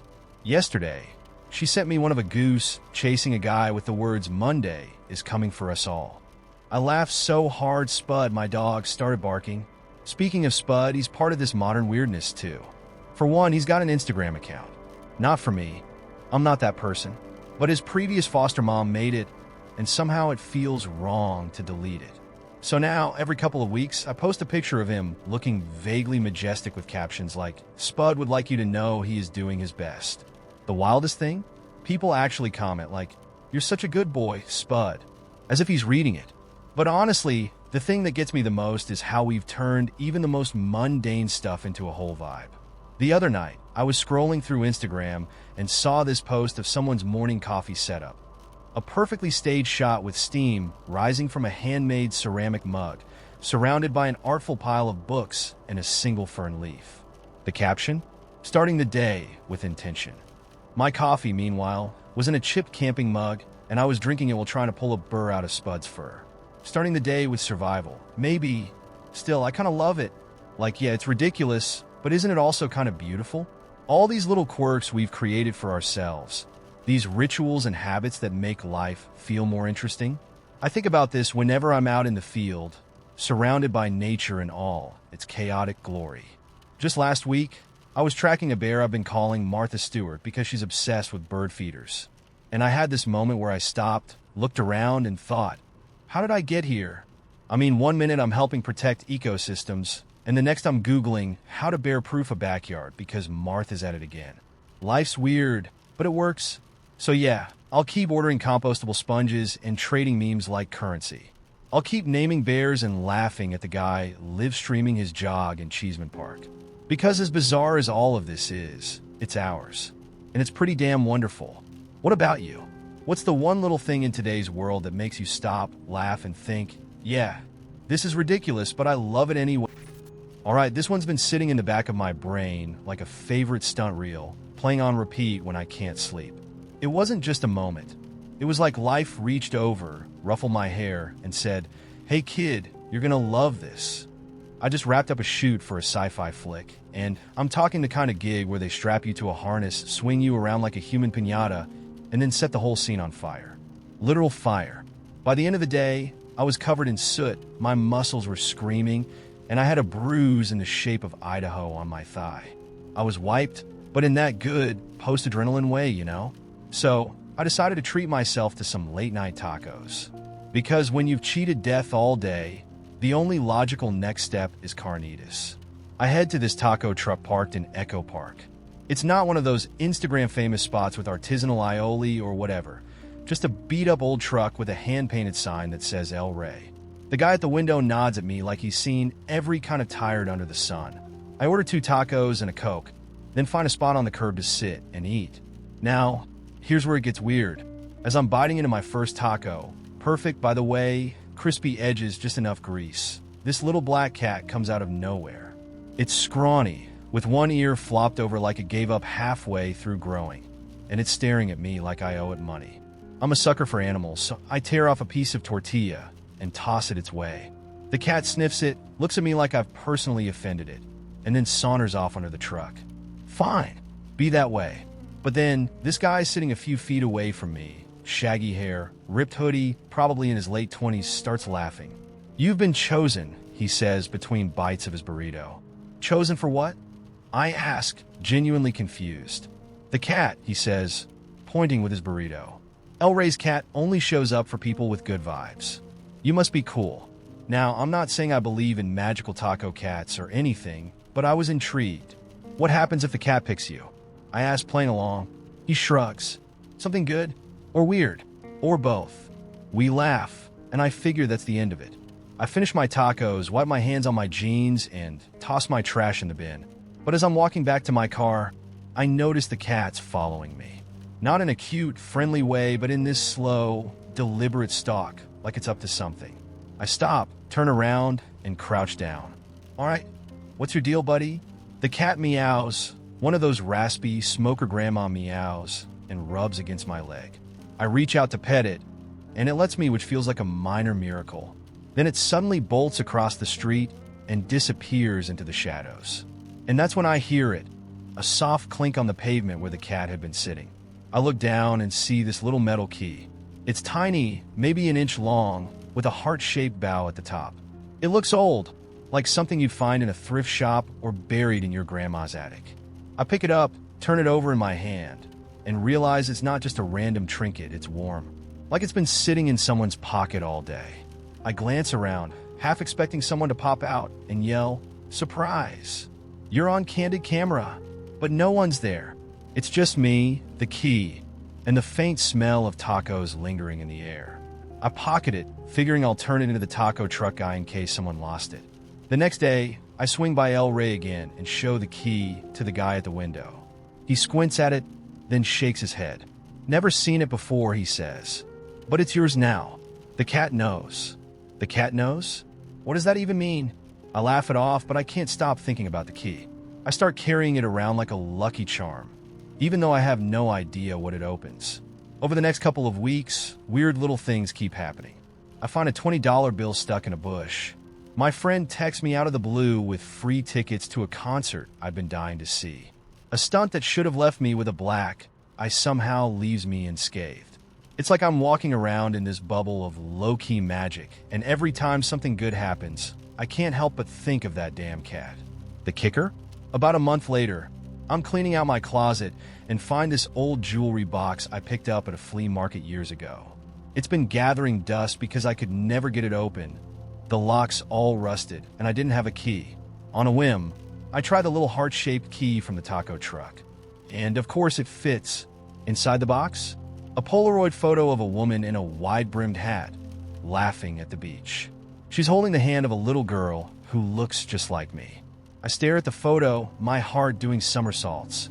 I recognize the woman immediately. It's my mom. She passed away when I was 10, and this photo is one I've never seen before. I sit there on the floor for what feels like hours, just staring at her smile, remembering how she used to call me her little daredevil. It feels like a gift, like she found a way to say, "I'm still here." So yeah, maybe it's all just a string of coincidences. Or maybe that taco cat really does know things. Either way, I'm keeping the key. And the next time I see a little black cat, you better believe I'm giving it all the tortillas it wants. Have you ever had a moment where life handed you a key, literal or not, and it felt like the universe was letting you in on a secret? Yesterday morning, I watched the world break into pieces. Okay, that's dramatic. It was a coffee cup. One of those cheap ones from the gas station with a swirl pattern that looks like it belongs in a sad detective movie. This guy, maybe 50, with a suit that had seen better days, dropped it as he was fumbling with his briefcase. The cup didn't just fall, it exploded. Coffee shot out like it had been waiting all its life for freedom, and the lid spun into the gutter like a rogue frisbee. The guy froze for a second, staring down at the mess like he was mourning it. Then he laughed, not a soft, embarrassed chuckle, but this deep, belly-shaking laugh like the whole thing was the funniest joke life could play on him. I laughed too, before I could stop myself, and he looked up, caught me mid-snort. "Guess I didn't need that second cup anyway," he said, grinning. It was one of those moments that could have been awkward, but it wasn't. Just human, and it stuck with me all day. The way these tiny cracks in our routines can let something weirdly beautiful slip through. Later, at the thrift store where I work, I kept thinking about that moment while sorting through a bin of donated shoes. There's this smell thrift stores have, not gross, just complicated, like fabric and dust and history all mixed up. It's comforting in a way, like opening a box of old letters. Anyway, I was pulling out mismatched boots and heels that belonged to completely different decades, and I found a pair of gold sneakers, like full-on disco ball sneakers. They were scuffed to hell, but someone had loved them enough to wear them into the ground. I sat there, holding them, and imagined the life they'd had. Maybe they danced under strobe lights in the 90s. Maybe they went to a wedding and ended up in the ocean at dawn. Now they were here, waiting for someone else to find them and start their next chapter. I do this a lot, build stories around things. It's kind of my thing. Some people see an old jacket. I see a character. Like, there's this trench coat hanging in the back of the store, the kind a private detective would wear. Every time I pass it, I imagine it solving mysteries, sneaking into locked rooms, hiding clues in its pockets. That's why I love my job, even if it's just part-time. Every item is a little piece of someone else's life, and sometimes, if I'm lucky, I get to stitch those pieces into something new. That's what I did last night after my shift. I found this beat-up lampshade in the clearance bin, one of those stiff fabric ones with a fringe that looks like it came out of your grandma's living room. I turned it upside down, studied the shape, and saw a hat. Not just a hat, a statement hat. I worked on it for hours, covering the base with bright, patchy fabric and adding a ribbon I dyed purple with this weird beet juice trick I learned on YouTube. When I was done, it looked like something a circus ringleader might wear if they also moonlighted as a jazz singer. I was so proud I almost cried. Not because it was perfect, it wasn't, but because it was alive in a way it hadn't been before. The world's full of stuff like that. You know? Ordinary things just sitting there, waiting for someone to see them differently. Like this morning, when I was riding the bus downtown, there was this little kid sitting across from me with her mom. She was holding a half-eaten bagel in one hand and a marker in the other, drawing squiggles on the paper bag. Her mom was scrolling through her phone, totally tuned out, but the kid was in her own world, giggling as she gave the bag a goofy face. She held it up to me like, "Ta-da," and I gave her a thumbs up. That goofy bag probably made her whole morning, and honestly, it made mine too. There's something kind of magical about how humans can find joy, or at least meaning in the smallest things. A dropped coffee cup, a pair of gold sneakers, a lampshade that turns into a hat. We're all just trying to connect with the world, even if it's through the tiniest cracks in the pavement. Like I swear I saw a cactus downtown yesterday, with googly eyes glued to it. Who does that? And why? But for the 2 seconds I walked past, it made me laugh, and maybe that's enough of a reason. Sometimes I feel like an archaeologist, digging through everyday life for treasure. It's not the big, shiny stuff that gets me. It's the small, almost invisible moments that hit like a surprise hug. Like when I catch the barista humming to herself while she makes my latte. Or when I find a note scribbled in the margins of a secondhand book. Or when an old man laughs at his own bad luck and turns a busted coffee cup into a memory. I don't know if this makes me weird or just awake. Maybe both. But if you ask me, the world is too full of small, amazing things to just walk past them. So tell me, what's one of those moments that stopped you in your tracks and made you feel like you were seeing life through someone else's eyes? Like you were a traveler, discovering something beautiful for the very first. Alright, picture this. It's a Tuesday night in Atlanta, the kind of sticky summer evening where the air feels like a damp washcloth. I was coming off a brutal 14-hour day trying to track down a missing cat. Don't laugh. The guy paid me good money to find his Persian named Queen Margot, and I wasn't about to let her stay lost on my watch. Anyway, I was tired, sweaty, and still had half a furball's worth of cat hair stuck to my jeans when my best friend, Teresa, called. "There's this guy you have to meet," she said, her voice dripping with the kind of enthusiasm that usually precedes terrible decisions. "His name's Eddie. He's a chef. Funny, smart, good with his hands." I could practically hear her winking over the phone. "I'm not dating some guy you met in your yoga class again," I said, flopping onto my couch and wishing I had a magic wand to teleport me into a bubble bath. But Teresa was relentless. "Just meet him. Tomorrow. I already told him you'd go. So there I was the next evening, sitting in a booth at this little Italian place on Ponce, wondering why I'd let Teresa talk me into blind dates when I know her judgment is questionable at best. Then Eddie walked in. Tall, dark hair with this messy, just got out of bed look, and arms covered in tattoos of knives, herbs, and a random octopus. He gave me a quick once-over and said, "You must be the PI. Teresa said you'd probably be packing heat." Just my sharp wit. I shot back, though I did have pepper spray in my bag. Occupational hazard. He slid into the seat across from me and flagged down the waiter like he owned the place. "2 Negronis," he said without even asking me. "Bold move. And bring us the grilled calamari to start." "So, you're confident," I said, raising an eyebrow. "Only when I know what I'm doing," he replied with a grin that was equal parts cocky and charming. The drinks came, the calamari came, and we started talking. He told me he worked as a sous chef at some fancy place in Midtown, but his real dream was opening a food truck that only sold pasta. "Imagine it," he said, his hands moving like he was sculpting air. "Late-night carbonara, spicy rigatoni at 2 a.m. It's the kind of thing drunk people don't even know they need. You'd make a killing outside dive bars," I admitted, impressed despite myself. "What's stopping you?" He shrugged. "Money. Time. The usual excuses. What about you? Always wanted to be a PI." "Not exactly," I said, fiddling with one of my cards. "Started out as a cop. Realized I hated taking orders and dealing with bureaucracy, so I went freelance. Now I spend my days chasing cheating spouses and runaway cats." Eddie leaned forward, resting his elbows on the table. "And what do you want to do if you could do anything?" I froze. I didn't have an answer.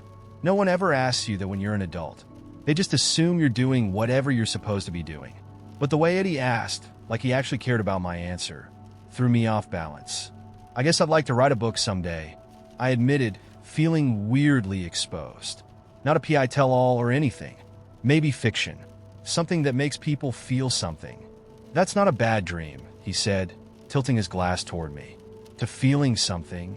The rest of the date was nice, but it wasn't until dessert that the moment happened.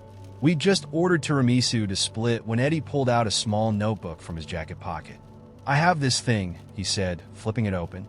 "Whenever I meet someone interesting, I write down one thing they tell me that sticks." "You do this on all your dates?" I asked, half joking. "Nope. First time." He looked up at me, his brown eyes soft but serious. "So far, my favorite thing you've said is, I'm not afraid to chase after something, even if it runs." It took me a second to realize he was quoting me from earlier when I was telling him about the cat case. He'd listened, not just to the words, but to what I meant. And in that moment, I realized this wasn't just another dinner with a guy who'd ghost me by Friday. Eddie saw me. Not the PI, not Teresa's weird friend, but me. When the tiramisu came, he slid the plate toward me. "You take the first bite. It's the most important one." I don't know why, but that tiny gesture hit me hard. Maybe because I'm used to looking out for myself. Used to reading people's motives and preparing for the worst. But Eddie, he made me feel safe, like for once I didn't have to have my guard up. We didn't end up together. Turns out he really did leave Atlanta to start that pasta truck. But every now and then I think about him, about that little notebook and the way he asked me what I wanted out of life. And sometimes, late at night, I shuffle my cards and wonder if I'll ever find someone who sees me like that again. So, have you ever had a date where someone made you feel truly seen? Because man, those moments stick with you, don't they? I didn't set out to run a food truck. Hell, if you told me 10 years ago that I'd be slinging experimental tacos out of the side of a 20-year-old van, I'd have laughed, poured you a glass of overpriced Pinot, and asked for another hour of overtime. Back then, I was Mick, the man behind the magic at one of Seattle's swankiest downtown restaurants. Now, I'm Mick, the man behind the wheel, running Mick's Misfits, a food truck for the brave, the curious, and anyone with $8 and no dietary restrictions. Let's rewind. The restaurant life wasn't just a job, it was my entire personality. Long hours, tight deadlines, and enough stress to turn my black hair into salt and pepper before I hit 40. I loved it, or at least I thought I did. The breaking point wasn't a big fight or a dramatic walkout.